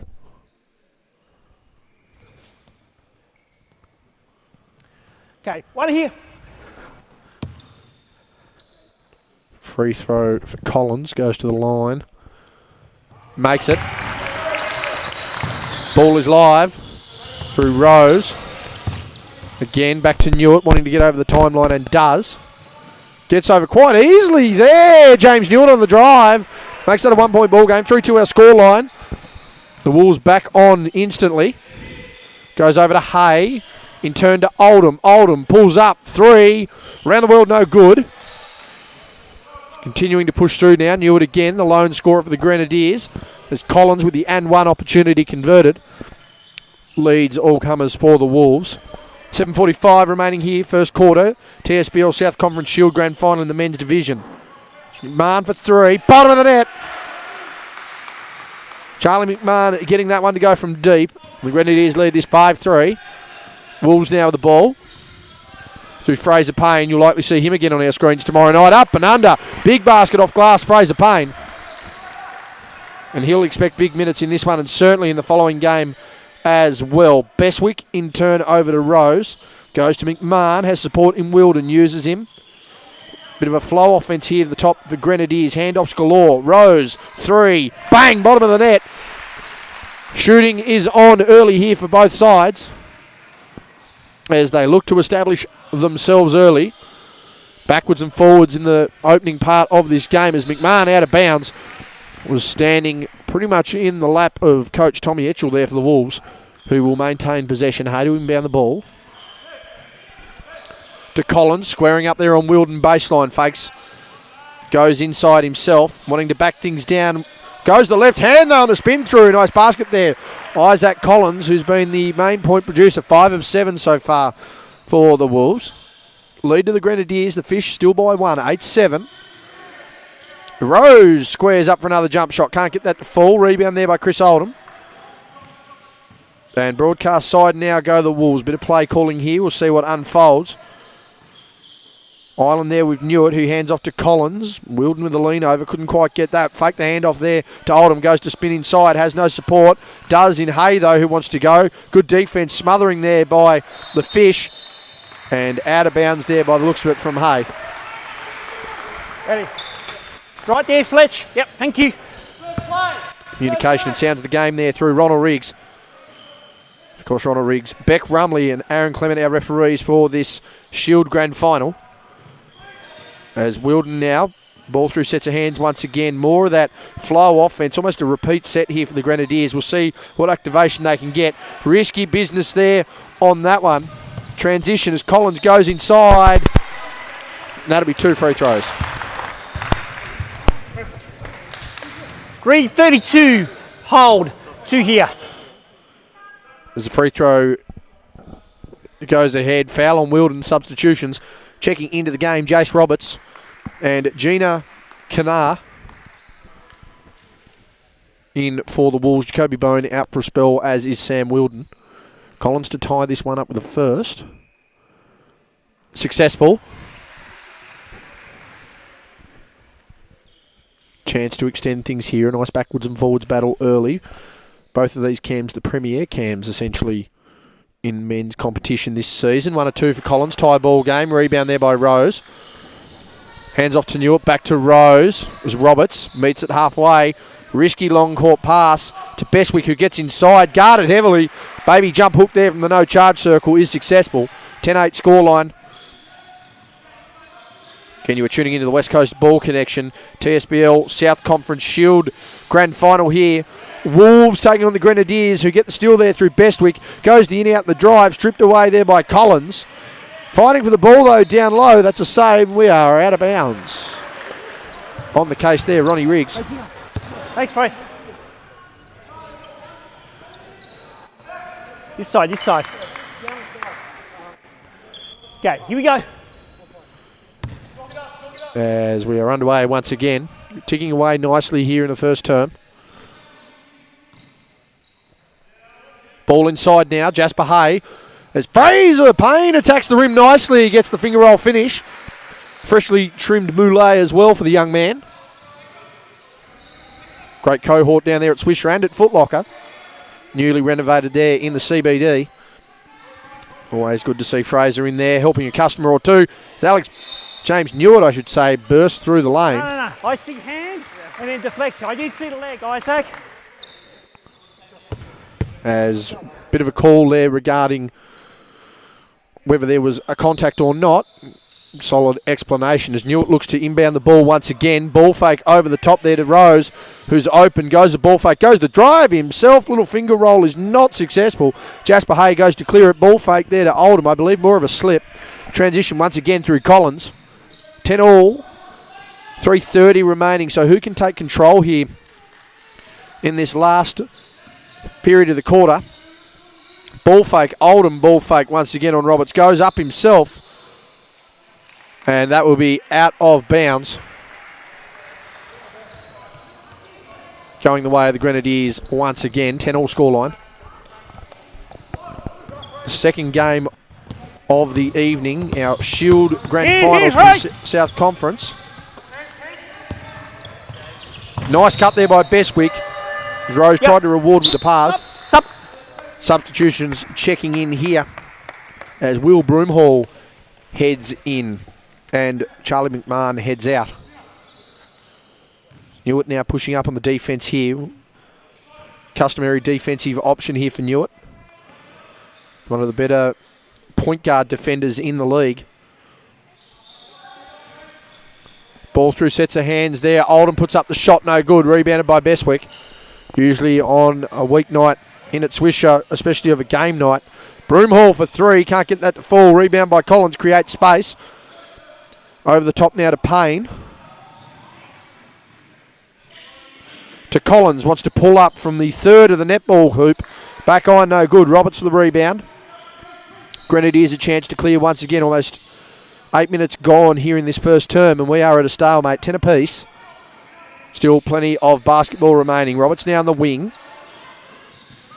To Newitt, who barrels his way inside, was stripped on the drive, taken away through Oldham, over to Payne, who wants to attack that rim, does, elevates early, front iron, no good. Kanar fighting for that as well. Roberts once again, kicks that one over to Bestwick, who wants to just slow things down. 5-on-2 situation as the Grenadiers come down the floor now through Rose. Give and go option, Newitt not expecting it, pulls up for 15 feet, nothing but net for the Crayfishermen. That extends this one out to a 2-point buffer. So the Wolves just trying to find a response, mixing their offense up here. Playing on that far wing. As Collins gets up and under, defender goes down and Collins has muffed it there. He's managed to hit the bottom of the backboard on the up and under. As Broomhall splits the defender, manages to get through the game. Continuing to push up. It's pass now. Rose with a response, bottom of the net. So a 15-10 scoreline, a minute remaining here in the first term, and the Grenadiers take a more commanding lead, but it is only 2 possessions, and Payne wants to put a dent in that. Goes to thread the needle, can't quite get it. Round the back drive here by Broomhall. He has Roberts in support. He goes for him, attacks the layup, and a nice basket there. 45 seconds remaining, 7-point lead here to the Grenadiers. Coach Hamlet's going to let them play through here, try and self-adjust. Jacoby Bone trying to get back into this game. The only foul call so far for the Wolves. Skip pass there is Collins. Hay now with the top, goes a crossover on Roberts, goes inside, deflected there by Bestwick. Save, long two there by Oldham. No good, but deflected out of bounds there, Fletcher Rose. Substitution now not going ahead. 14 seconds to go in this quarter. Can the Wolves get a response? Struggling to get it in, they do eventually. To Payne, who has 5 seconds to do some work. Wants to go himself, needs to step back, does from the netball, third, bottom of the net! Fraser Payne with a statement on quarter time.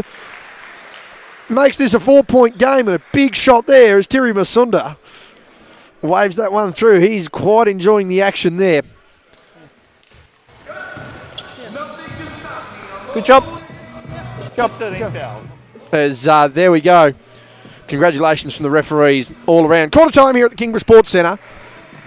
On the West Coast Ball Connection, you are tuned into the TSBL South Conference Men's Shield Grand Final, and the Grenadiers lead this one 17-13 in what has been a very good contest so far. Big shot there by Fraser Payne to drop the lead for the Grenadiers back to 4, and we will be looking for more of the same action. It's both sides understanding a quick game's a good game. A bit more supporting for our men's game than our women's game. Of course, if you are just tuning in, the women's Hobart Phoenix getting the win. 18 points in that one, 46-28. Ellie Ferguson with grand final MVP honours there. The league MVP going to Amy Wiggins of the Kings, who unfortunately missed the game due to injury, and runner-up to Amanda Kellner of the Southern Wolves. Congratulations to all winners, both team and individual, as this one looks to get underway in the second quarter. There's Ronnie just practicing the skills. Thumbs up, Ronnie. He's quite happy with himself there. It's like one little pre-game routine going into a quarter, JB. So, you know. Did you get that? You sure did, mate. No. Just letting them chat away. Good work. As this one looks... We're going blue ball here. Just down here, Jacoby. I've got a live mic on, so just be wary of that. Yeah. All right, hang on. I'm waiting for Aaron now. I'm just going to wait for Aaron. Yep. We just let them chat this one through. Is that quarter went fast? Yeah. Running clock though. I don't mind that. I don't mind that at all at times. It's all right about the last quarter. Oh yeah. It is what it is. Yeah. Good conversation between player. Okay. I and think we're ref. good here. Yep, we're good. We All are right, good. here we go. We are, Ronnie. Ronnie gets them underway, second quarter. And the Wolves with possession, and they will want to ride a little bit of momentum that they decided to build here in that second term. Fraser Payne now kicks over Jacoby Bone back into the game after that early foul. Only the one foul for the Wolves in that quarter. Isaac Collins, second attempt. Third attempt, Gina Canara elevates for the jumper. Side iron, no good. Transition now once again. Ball going through sets of hands there. That's Seth Cooper into the game. So it's Cooper, Roberts, Rose, Bestwick, and that is Broomhall, who was just coming to shot there, hiding in the corner. Meanwhile, for the Wolves, it is Bone, Collins, Payne, Kanar, and Hay in the game for this one. Of course, Fraser Payne hitting that from the white line to end the quarter there and build a bit of momentum, and the Wolves looking to get that extra pass there. Good skip pass, Hay. Jacoby Bone for three. Front iron, no good. Collins, second opportunity, and we will have a foul call there. 86 on the hit. Green, 86. Hit this way. You heard Ronnie Isaac. talk his way through things. All right, here we go. 14 here. Ball inbounds. Hay with the ball. Over to Collins. Looked a mile out. Ball fake. Wants to go himself. Goes to the left hand. Did he dribble off his own foot? No. Deflected by the green shirts of the Grenadiers.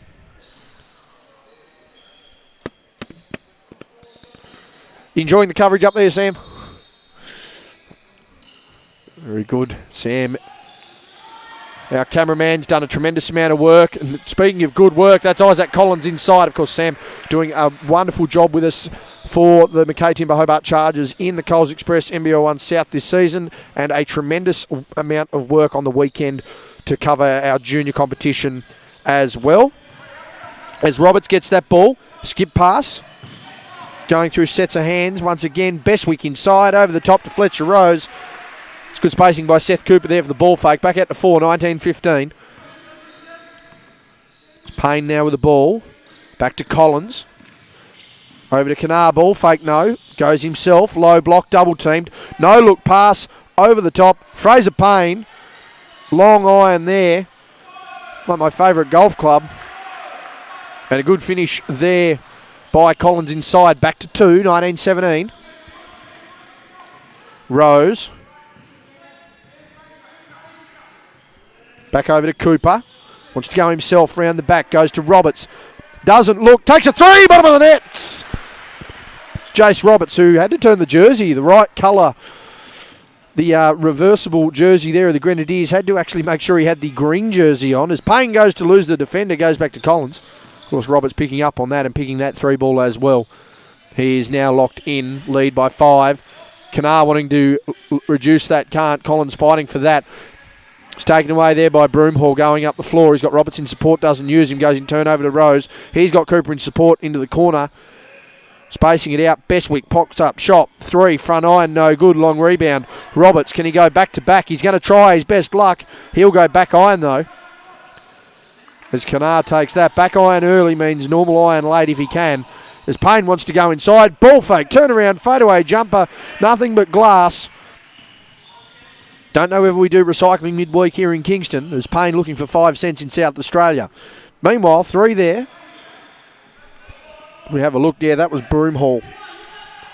As Jacoby Bone wants to go himself, goes inside using size, no look pass, and he's thrown that into the lap of the photographer, but that has been deflected, says. So there's been a timeout to Blue and I believe a substitution as well. Timeout here, second term, 6:13 remaining in the second term, 22-17. Again, you are watching the West Coast Ball Connections coverage of the TSBL South Conference Grand Final night in Shield competition, as our resident DJ and managers and event venue managers, everybody involved, really creating a lovely atmosphere here, Grand Final day. Commendable effort by all at BTAS to get this one underway. As both teams head to the timeout, 5-point lead, of course, to the Grenadiers, who have started hitting some outside shots, but the Wolves still looking to get the ball through sets of hands and try and get those high percentage shots to try and keep them as well as they can. As 10 seconds go ahead, referee conference, we won't be tuning into that one. Of course, our basic comms and communication will work fine with that one there. As we get the thumbs up over to Ronnie and the slight nod. On the far side there, Ronnie smiling away as always. I might try, aren't I? Yeah. Rightio. Ronnie just gets his positioning correct. Well, we got 15 here. Yeah. Bit of self-awareness by our referees. Of course, the sounds of the game brought to you on the West Coast Ball Connection through our wireless mic. Ball inbound now coming from the Wolves. Successful now. Substitutions as Oldham has come in for Hay. Another step back. Fraser Payne! Bottom of the net. He's loved that step back at the top of the three-point line this evening. That's his second. Obviously hit the big one to end the quarter. 22-20 our scoreline. So Grenadiers just being as cautious as they can. Cooper gets a crossover, wants to pull up short corner. Gets it to go. And just as the Wolves give some answers, the Grenadiers change the questions. Backwards and forwards we go as Kanar nearly loses it. Saves that one. Uses the screen, goes inside. No look pass almost. Wrap round. Great deflection there, and that internal defence there from the Grenadiers has been sensational. Of course, Grenadiers coached by Jeremy Hill, who has been working and coaching with the Grenadiers for quite some time now. Had been under NBA Academy and AIS Centre of Excellence coach Nate Brereton when he was an assistant with the Chargers and coaching for the Grenadiers. As an offensive foul is called and is now the head coach, of course, of the Grenadiers. A very emotive and up-and-about coach is Jeremy. Meanwhile, Tommy Etchell, former Charger, has played quite a number of senior years down here in Hobart, back into the basketball fold a couple of years ago, and great to see him coaching. Jace Roberts for his second three of the quarter. Rushed that one, no good. Payne cleans up the scraps. Jasper Hay looking to check back in here. Jacoby Bone manages to break past the defence. Pass over to Oldham, goes the ball fake, doesn't matter. Gets the up and under himself, back to two. Neither side never far ahead or never far away so far. This one now through McMahon. Once again, McMahon, Roberts, Wilden, Cooper and Bestwick. I don't think Bestwick's gone for a spell here. McMahon wants to put up a three. Front iron, no good. Oldham with a rebound after his good work down below.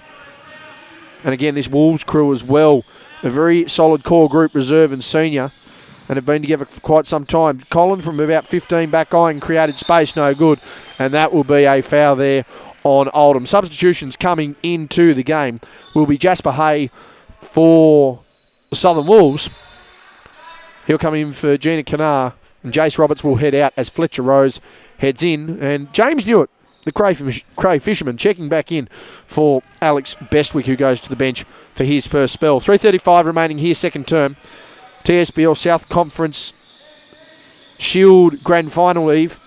Men's competition. Kick out to the corner. Kick out again. McMahon at the 45. Great ball movement. No result. Second opportunity here for the Fish, who are trying to catch some bait on a hook, line and sinker. Is that a chance for Rose? Round the world, can't get a third opportunity, battling for the rebound. Jacoby Bone barreling through, getting the rebound himself. Manages to pick that one up as Collins goes to pull up from deep. Can't do it. Hay had the post option in Oldham. Doesn't use it. Goes the step back. Had space. Oldham. Corner. 45-3, I should say. No good. Big collision down low. Both players competing. Let's hear the call. Yep. Green 78. Push. As, yeah, just colliding there. Newitt second to the contest. Unrewarded on that one. As a foul is committed. 2 fouls apiece, 2:38 remaining here, second term. Scores 24-22 in favour of the Grenadiers. Bone to inbound the ball, has a low ping pass option to Oldham, who saves that in time. In turn over to Hay, give off, no, not used. Ball fake, wants to go inside, does go inside, unsuccessfully though to Oldham, taken away there by Rose, who's quickly up the broadcast side now to McMahon. Inside out dribble goes baseline, wants to get some contact, does get some contact, he'll go to the line for 2. Blue 1.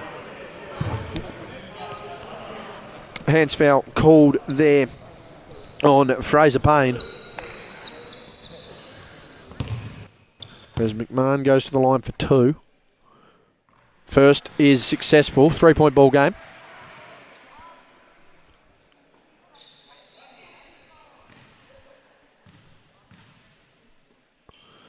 Second successful as well.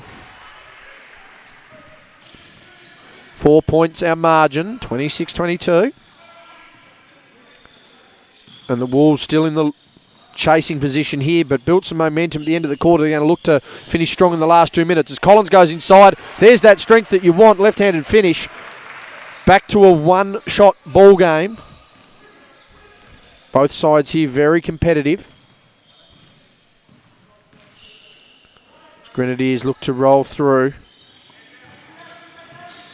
Wanting to get through sets of hands here. Fletcher Rose stagnant with it now as Newitt wants to go baseline that left hand. Fading away in the low block, no good to Newitt. Jasper Hay saves this one, a chance for a tie ball game. A low-scoring active affair. A solid game of basketball so far nonetheless. As Collins goes inside, fading with the left hand. Around the world, no good. Payne now with the ball. Back out to Collins. Skip pass again to Jasper Hay. Nearly lands in the lap of the Collins family watching. Payne a long way out here. Wanting to go himself, needs to go himself, splits through the defender off glass, can't get a roll. Third opportunity, Jasper Hay, tie ball game. Minute remaining here in the second term, 26 apiece. Grenadiers have controlled the lead for most of this one here, broke out by as much as 7. Payne's basket at the end of the quarter knocked it down to 4. And up and under, no good there by Cooper. And the Wolves just a chance to take the lead here, after trying to wrestle the game back in their favour for most of this quarter. What sort of option will they have? Oldham down low as the smaller block pass. Collins with the lead. Couldn't make that one as Cooper revives. That'll be a reaching foul on Oldham. This way. Blue 33. 3-3. Hit. This way. And that will be substitution. Yeah. Time out. And a timeout taken as well. So 4th foul there on the Wolves. And the Grenadiers want to get a nice shot up here, potentially get a 3-point basket and extend this one out once again, put more pressure on the Wolves. You are tuning into the West Coast Basketball Connection, West Coast Ball Connection, and you are watching the TSBL South Conference Men's Shield Grand Final, and it is a tie ball game. The Grenadiers of the Eastern Shore over at Clarence, 26. The Southern Wolves, formerly known with the front running of Cavaliers, they're also on the Western Shore, on the Eastern Shore, 26. A real battle undertaken here. Of course, if you are just tuning in, our women's results saw the Hobart Phoenix win by 18, 46-28. As Ellie Ferguson was crowned Grand Final Most Valuable Player. Our league MVP, Amy Wiggins of the Kingborough Huon Kings, unfortunately missed the Grand Final due to injury. We wish her the best in her recovery. And Amanda Kellner, runner-up MVP for the Southern Wolves. Go, green, green. If they can go and be... Ronnie needs a friend to inbound the ball. We going one shot, fellas? Is that the plan? One shot? Yeah?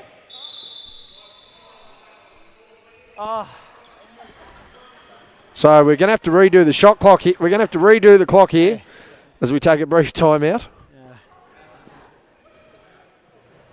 Come this side, Charlie. As Fraser's paying attention, he'll go back and watch the commentary on that quarter time shot, no doubt. Action, one shot here on this. The haircut clearly got the hair out of the ears. Very fresh moulet for the employee of the week at Foot Locker. Fraser, he's listening. I know he's listening. He can hear it. Fresh haircut, employee of the week at Foot Locker. As we let the clock run down. Old school technology so far this evening. I wouldn't expect Newey to run. How many plays? So we just get a bit of banter on the baseline there with our referees.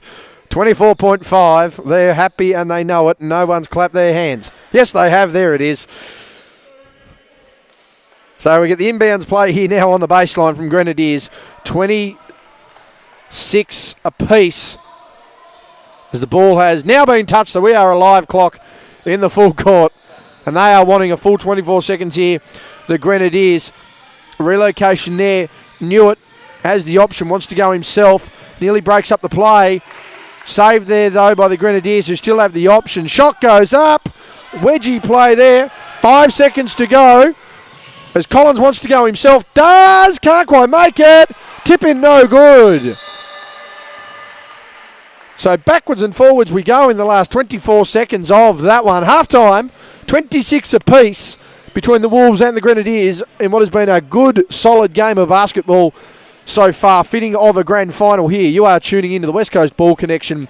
TSBL South Conference Shield Men's Grand Final, 26 apiece. We'll take a quick little break for a drink and be back with the second half.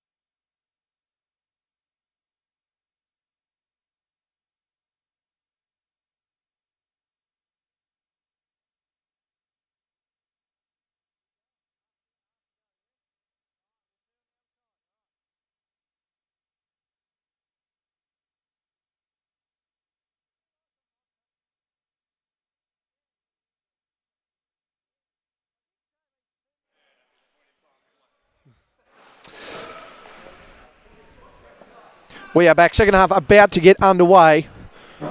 Live on the West Coast Ball Connection. This is the TSBL South Conference Shield Grand Final in the men's competition. And we have a tie ball game, 26 apiece. Biggest lead of the game, Grenadiers by 7. That was cut to 4 at quarter time thanks to Fraser Payne. And good work by the Wolves, holding the Grenadiers to just a paltry 9 points in that quarter. They won the quarter, obviously, to get the lead. And we are underway. Left of screen now, the Grenadiers. Right of screen, the Southern Wolves. Bestwick now with the ball. Hands over to Fletcher Rose. Looking to put some work in himself.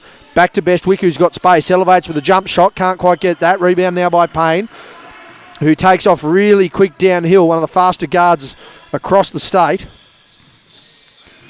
Looking to elevate, goes to Collins, who's got a nice open look himself. Goes the no look to Hay, and that is going to be a travelling violation. No passport permitted by the referee. Stopped at the border of the 3-point line and was turned around. We'll go the other way.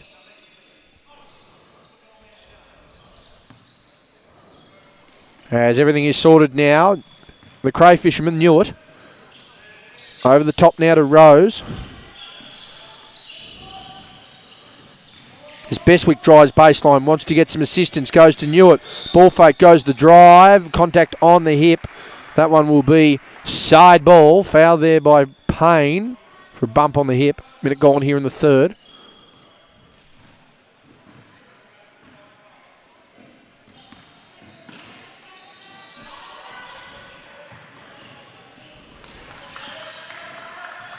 Ball. Skip pass now, Bestwick. Goes to pull up from three, can't quite find that one. They must have put the lids back on the hoops there to start at half time. Looking to refresh here. They call the third quarter the Premiership quarter. Who can take the advantage and create their own destiny as Collins gets right into the no charge circle and gets the easy hook shot there as Newitt now instantly on the transition. 2-point lead now for the Wolves. First time they have led, they led early on in this game. On the first possession. Since then it has been the Grenadiers, but Wolves have wrestled momentum. Fletcher Rose puts up a shot, that perimeter not working, and that will be a reaching foul. Green 58 hit this way. Again, as designed there. There's a foul on Bestwick. Wolves now in control. Around 2.5 minutes gone here already in the third term. Deflected out of the way though by McMahon. 14 here.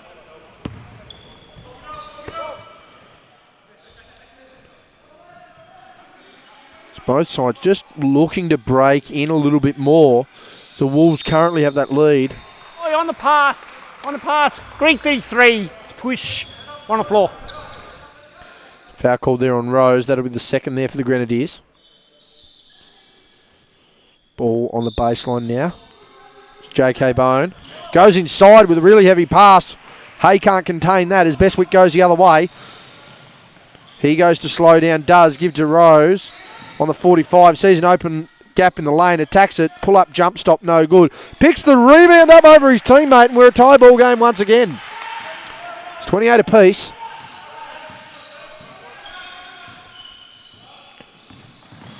Payne now goes baseline, back out to Collins, wants to step back, doesn't use it. Again, a great season again by Collins, really taking more steps in his senior career, up and under, stifled by the bottom of the rim. That will be a reaching foul down low as we just have a look. That one on the hands. So 3 early fouls here for the Grenadiers as Gina Kanar goes to check back in, as he comes straight into the game. Heading out is J.K. Bone.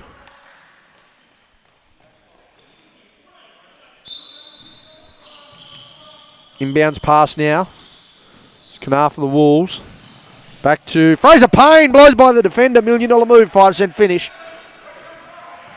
Rose now with the ball. Loses the handle, Bestwick recovers, back to Newitt, who just goes to slow things down. They want to run a set. What can the Fish get out of here? Newitt puts up a 3.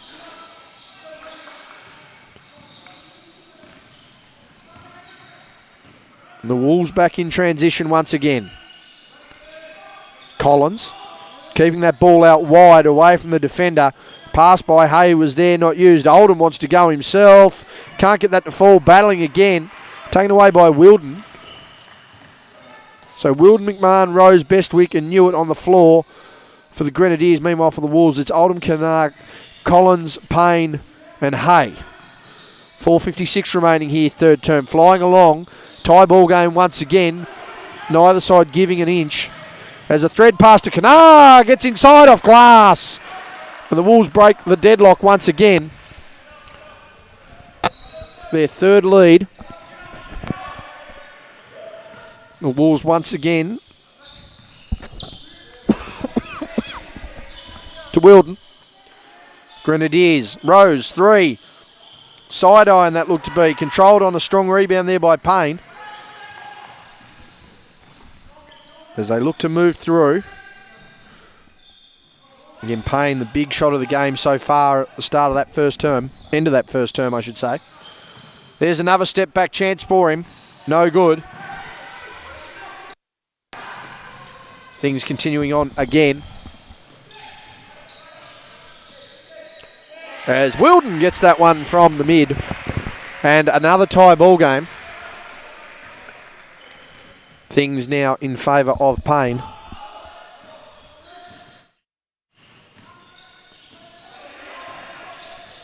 Ball through sets of hands once again. Bestwick gets the steal, wants the drive, barreling through traffic, gets a finish there.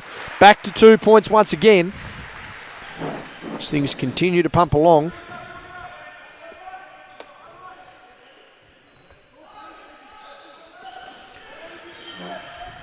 Collins goes up strong himself and gets that one off glass. Another tie here. 6 points each here in the quarter. Of course, the first quarter belonging to the Grenadiers, second quarter clearly belonging to the Wolves. And now both sides in a genuine backwards and forwards in this game. Wilden, Newitt, 3. Back iron once again. And the illegal push out there. Blue 33. Push here. Green ball. Substitutions checking in. Oldham called for the foul on the block out. So he will let out. Jacoby Bone heads in. Jace Roberts heads in as well. Sam Wilden goes for a spell. Less than 3 minutes remaining here, third term. Who can catch the break? Alley-oop play. Bestwick goes to catching traffic. Saves it. Rose, corner, 3. Bang, bottom of the net. So a 3-point lead now to the Grenadiers. 35-32. Jacoby Bone now with the ball. Back to Payne. Is this the opportunity the Grenadiers need to break things open once again? That'll be a travelling violation.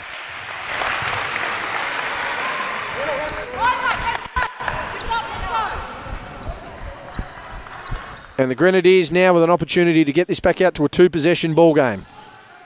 2 minutes or so remaining here in the Premiership quarter.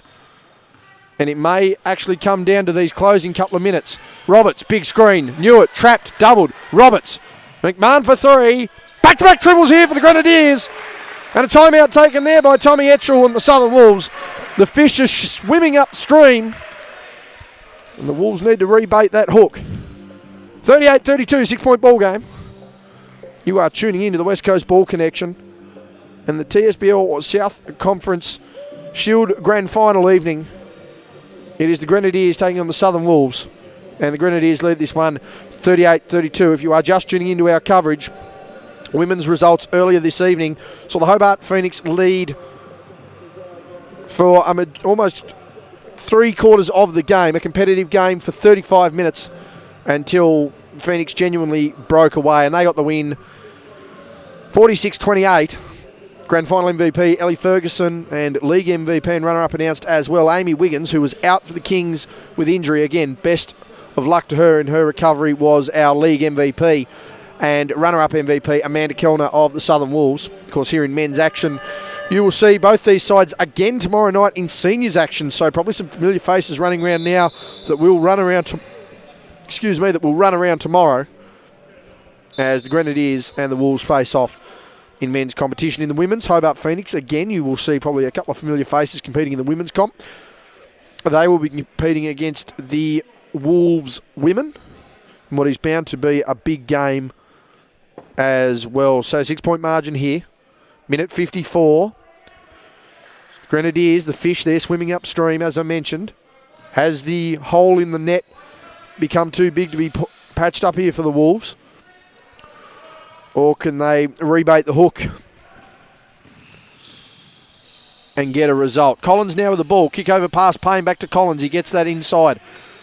Working from that mid to high post range. Jacoby Bone for 3 for the response. That one, too much power there.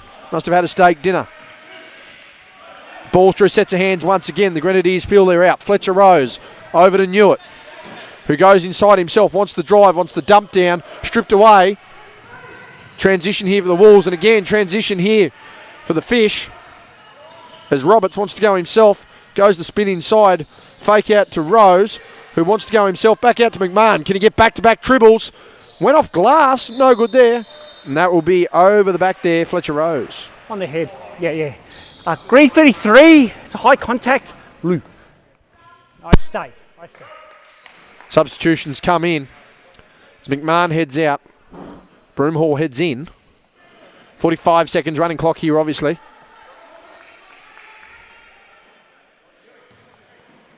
.40 seconds remaining here again. Southern Wolves trail by 6. Looking to get back in control of this one. Payne, step back, 3. Front iron, no good. Big rebound there by Canoe, who ball fakes mid-air. Taken away by Roberts. He's got support in Bestwick, Newitt, Broomhall. Goes himself. And will be going to the line for 2. That will be a blocking foul. Called there on Payne.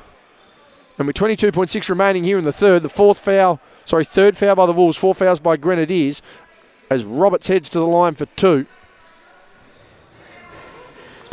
Just remember, I'm wide up here, so yeah, I know. But if you got a question though, you know it's right time, right place, yeah? I got you. Yeah. Most things have been pretty good, it's just been things I've thought a bit more concerned about. So, yeah? Okay, one here. Good communication there on the baseline there between Ronald and Isaac. He's fine. As Roberts makes 1 of 2, extends it to a 7-point ball game, so a 3-possession effort here required by the Grenadiers. 1 shot here to try and make it 2, make things a little more exciting. As Payne now with the ball, squaring things up. 10 seconds on the clock. What can he go to work with? Wants to go himself. Drives inside, splits the defence, gets it off glass. 4 seconds here for the Grenadiers to get this one in. Over the top, Bestwick kicks over, and that one will not count.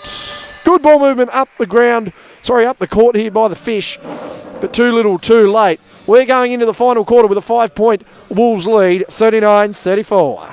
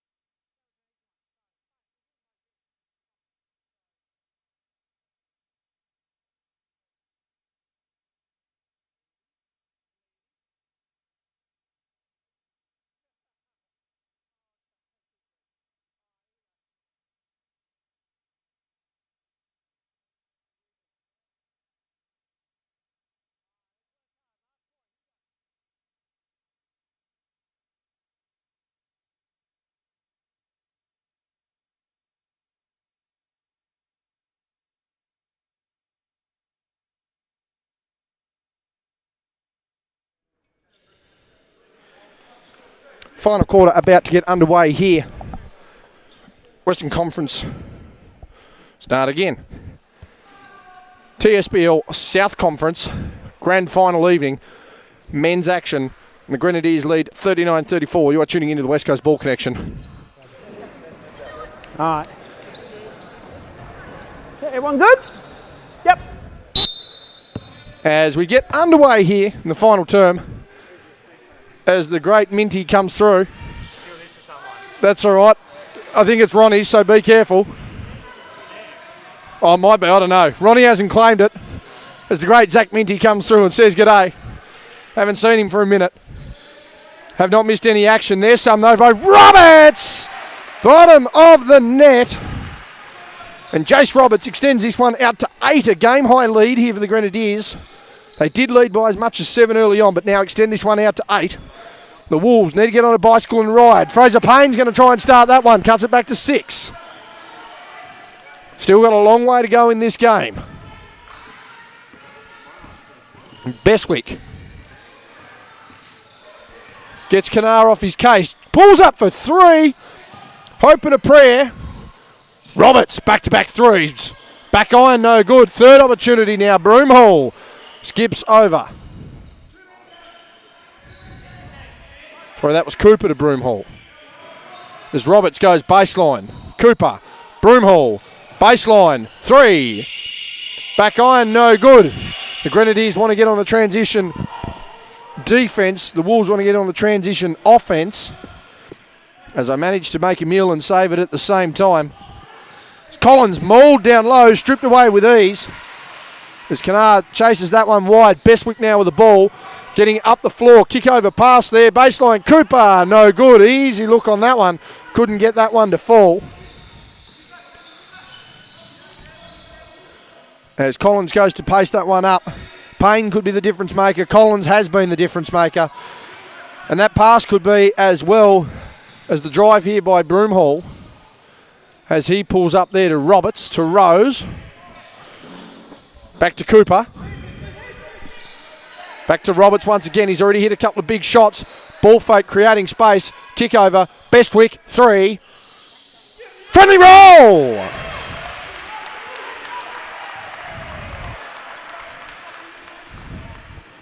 Nine-point ball game. Game high margin again going out to the Grenadiers. As Collins wants to go himself, was caught on the drive, and that'll be 2. Great 3. Let's push. 2. It's Fletcher Rose. Yeah, that's all. That's all right. The angle I got, yeah. Hand on the back, that's all. Yeah. Substitutions coming in is Jasper Hay. Substitution coming out is Jacoby Bone. Yeah. Well, you've had some good looks.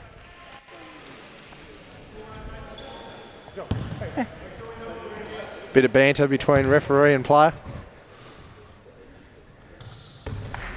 Collins hits the glass there on the first.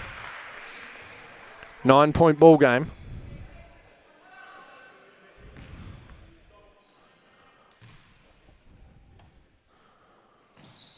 Collins 0-2 at the line, but the Grenadiers. No communication on the rebound and a second opportunity here for the Wolves. 7:30 remaining here, fourth quarter. TSBL South Conference Shield Grand Final evening. As the Southern Wolves look to fight back here from 9 down. The Grenadiers looking to extend and lead. Hay, Payne, ball fake, goes inside on the defender, kick out to Kanar, back to Collins who needs to get a shot up, 2 seconds, fights through contact, prayer is not answered. And the rebound is not in their favour either. Broomhall now with the ball.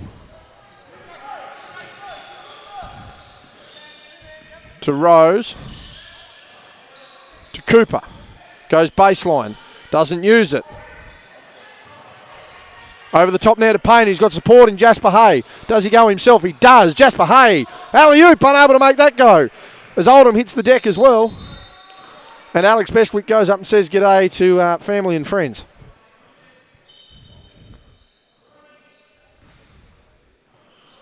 Big skip pass over to Oldham. That's a long 2. No good as Grenadiers fight for it again as Collins gets a defender in the air. Can't get that one to fall. Jasper Hay, there's contact on that one though, and he'll go to the line for 2.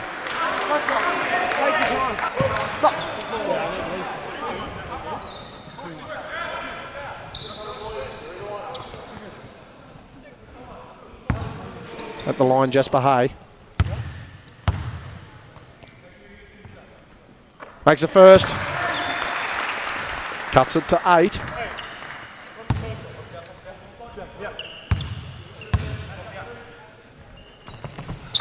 Brings it back to 7. Jasper Hay, 2-2 at the line. 45-38. Clock away. 6:19 remaining here, fourth term. And what has been a backwards and forwards fight. The Grenadiers only truly getting a real big run away at the moment. The last couple of minutes to start this quarter. Inside there, Cooper getting through traffic. Get out of here! Jasper Hay, not today. I don't think that has an effect on the violation of the rule, Tom. So I hear you, though. I hear. Yeah, I know you, mate. Yeah. So good communication there between ref and player. Is good skip past Roberts again for 3. Round the world, no good. Not so friendly roll. Payne now wanting to go himself once again. Back to Collins. Looking to cut this one to 5, maybe 4. Jasper Hay wants to have something to say about it. Drives baseline, goes glass. Can't get that to go. Bestwick goes to clear out and does through Roberts. The Wolves continue to push up through this one. Cooper, Rose, drive, finger roll, 2 points. Lead back out to 9, a little over 5 minutes remaining here in the fourth quarter.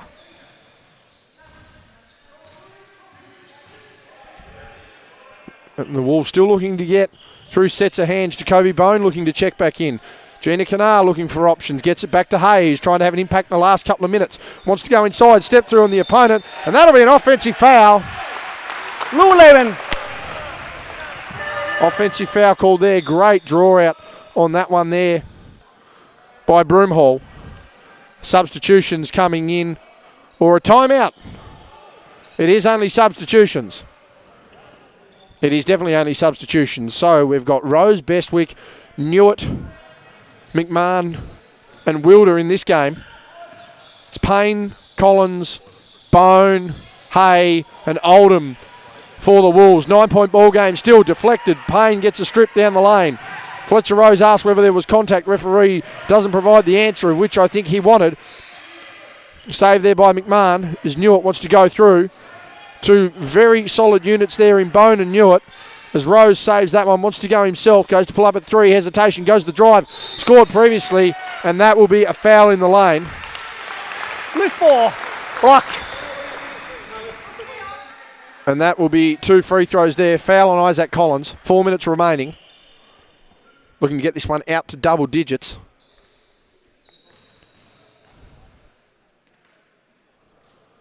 Rose makes the first, so 10-point margin. Again, another game-high lead. 10 and 11-point make-up here in 4 minutes by the Wolves. Not out of the question, but I don't think it's on the spreadsheet. Make that 11. Rattles home. Payne now with the ball. Less than 4 minutes remaining here, fourth quarter.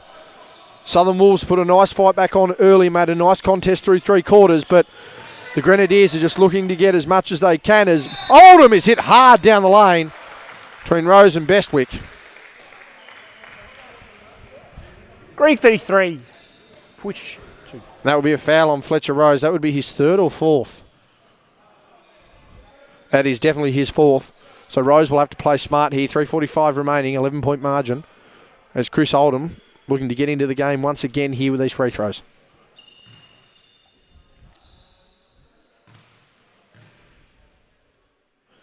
Makes it first, nothing but net. Back to 10 now.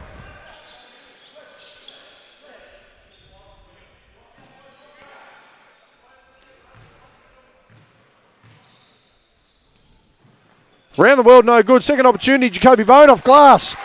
Cuts it back to 8. And the Wolves are now really pressing up defensively, looking to trap the ball handler as the Grenadiers pass out of this one and get into a half-court set. Newitt wanting to slow things down. 13 seconds on the shot clock. Drives himself, goes all the way, James Newitt. Round the world and in. Cray Fisherman with a lucky roll, makes it double digits once again. 51-41. And you can hear the Wolves crowd and the Wolves bench really getting involved here. Everyone barking instructions. Collins, 3. Didn't look good. Result wasn't favourable. Deflected out of the hands of Bone there as Newitt comes into this game to make an effect. Rolls a pass out there to McMahon, who looks to skip up the court. Does through Rose. Has to be careful with foul problem. Bounce pass Bestwick. Ball fake. Up and under, no good. Rose again careful on the overhang. Too much there. 3 minutes remaining, or less I should say. 2:45 remaining. 10-point ball game. Oldham wanting to go himself. Does. Forces up a hook shot. Tough shot. Drops. Both sides looking to play through here. Again, as Bestwick through. Nearly loses that. And there will be a contact foul. Hands foul there by Payne. That'll be his 3rd foul as the clock continues to run. 2:24 remaining. 8-point margin. An extension out to double digits here. Could see the end of the game for the Wolves, though. They are frantic in their defence, trying to force things as Newitt forces through. That'll be a holding foul on Payne. That'll be the team's 4th. And that'll be 5 there on Fraser Payne. So Fraser Payne heads out of this with 5 fouls, 2:16 remaining.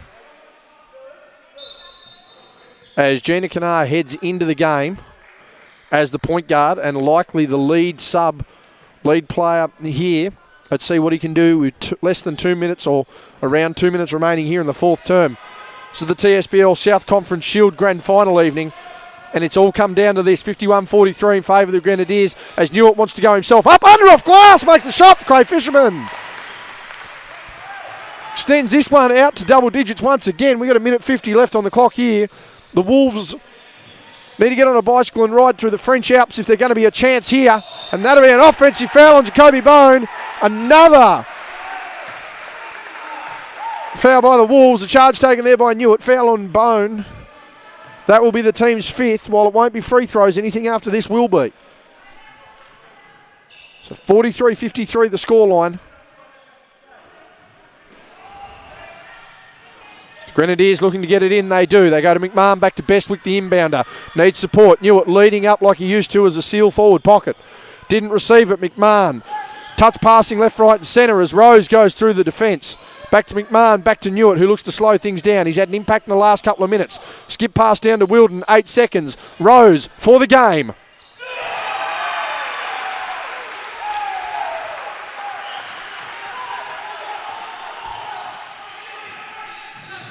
Fish lead this one by 13, 56-43. Kanar wants a response, can't get it. Newitt the box out, clears that one out, goes to behind the back dribble. That will be a foul on Jacoby Bone.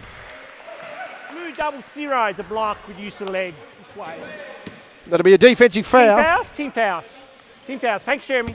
And that'll be 2 free throws there. 3rd foul on Jacoby Bone. And 2 free throws here for James Newitt.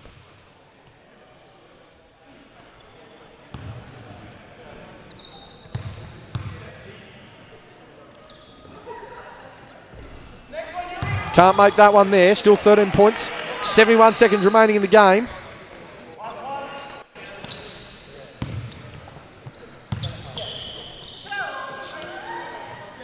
Makes the second. Less than 70 seconds remaining in this one. 14 points. The margin for the Grenadiers. Oldham to try and put a dent in it. Does. Bottom of the net. Back to 11 points now. Newitt trying to get past Jacoby Bone. Can't quite do it yet. That's another blocking foul there on Bone. 0. Whoosh. Team fouls. What's up, Dewey? You got it. On the second hit.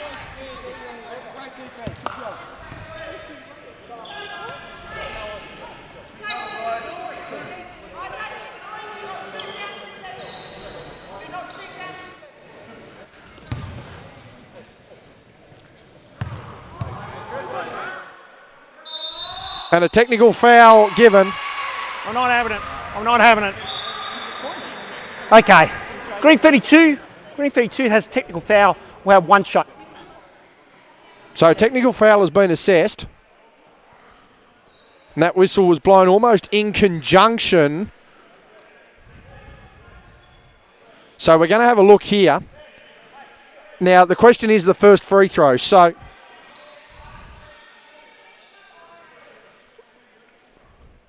we're going to have a quick discussion here.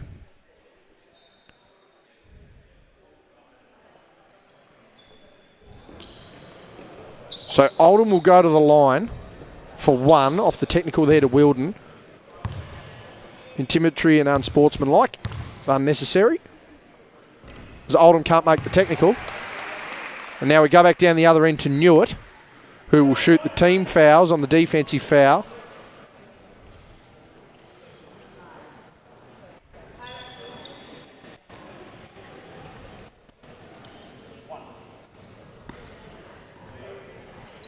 And the first free throw for Newitt will count. Can't make that one there as Hay rebounds that one. So back out to 12. Was concerned there. Wasn't sure whether the Newitt rebound was going to count as Collins barrels inside. Makes it 10, 50.1 remaining. And every foul now is a reaching foul. Or will be a team foul. So Kanar reaches in on Newitt, who will now go to the line again. 2-3. It's a hit. We're in team fouls. 2 shots. As Newitt heads to the line again.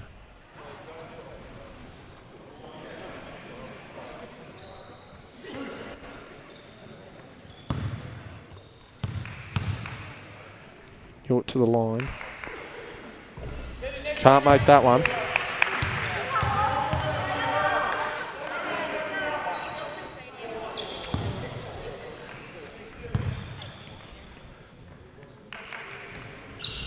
The second misses as well. So Wolves still down by 10. Oldham, 3. Front iron, no good. Rebound, Rose. Collins gets the spare. Fighting through contact.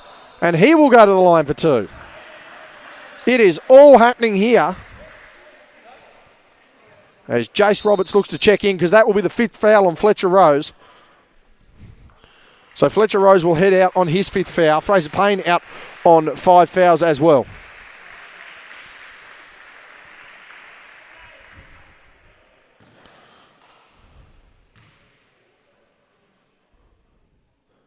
First is good by Collins, cuts it to 9. A make makes it 8, a miss and a 3 makes it 6, a miss and a 2 makes it 7.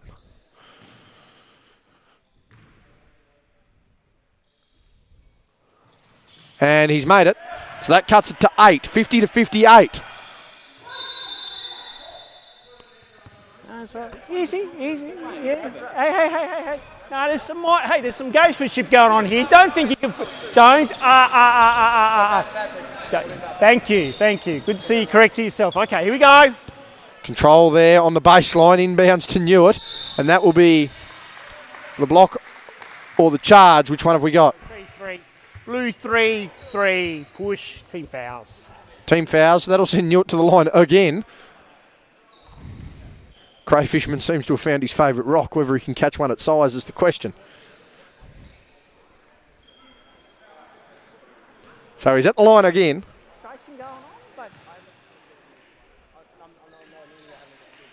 Yeah. Well, I didn't see that part of it. I just been talking. As the conversation goes ahead between players. And Newitt can't get that one to fall. He's 1 of 2, so 9 points is our margin. Skip pass ahead. Oldham deflected there by Beswick. 30.9 remaining.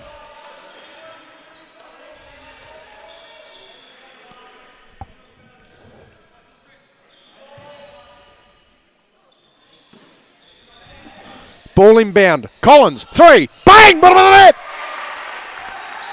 Makes it a 6-point ball game. And there was a timeout taken. Timeout taken by Coach Hill. That'll be 27 seconds exactly on the clock. 59-53 our scoreline. We'll take a brief breather here.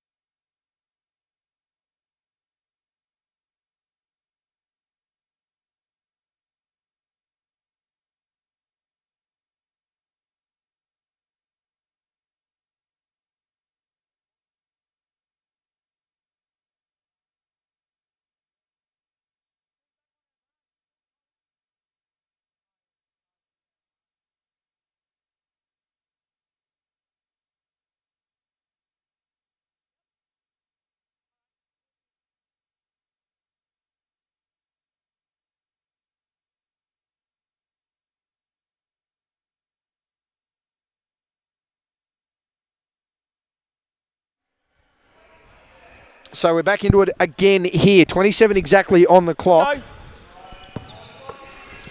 53-59 as Bestwick fights his way through.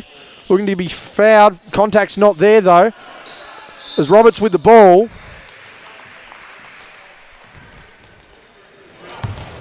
That'll be a foul there on Oldham as Jace Roberts heads to the line. And that'll be 5 fouls, Chrissy Oldham, who is out of the game now. As Cooper Harris checks into the game. Yep. Sorry. Go. So Cooper Harris, the hype man of the Wolves earlier today, the only man to ever announce his own social media post, he's into this game. And this game is still well and truly alive with 22.1 remaining, 59-53 the scoreline. We have burgeoning on 10 o'clock here at the Sports Centre. Shot goes up there by Roberts. Makes it a 7-point ball game. Wolves need to get up the floor. They do. They go to Jacoby Bone. They thought he was out of bounds. Hay to Bone. They need to get a shot up quick. Step back. Bone. Hay. 3. Back on, no good. Gina Cano out of the clouds has missed that one. And the Grenadiers take that one away on the sideline. They're going to try and dribble this one out as Newitt weaves through traffic. And you would think that is all it wrote. And that is final. That shot is waved off. Final score, 60-53. And the Grenadiers have taken out the reserves grand final, 60-53 in what was a competitive game of basketball and tight throughout. A great contest as things just started to break away there towards the end of the game.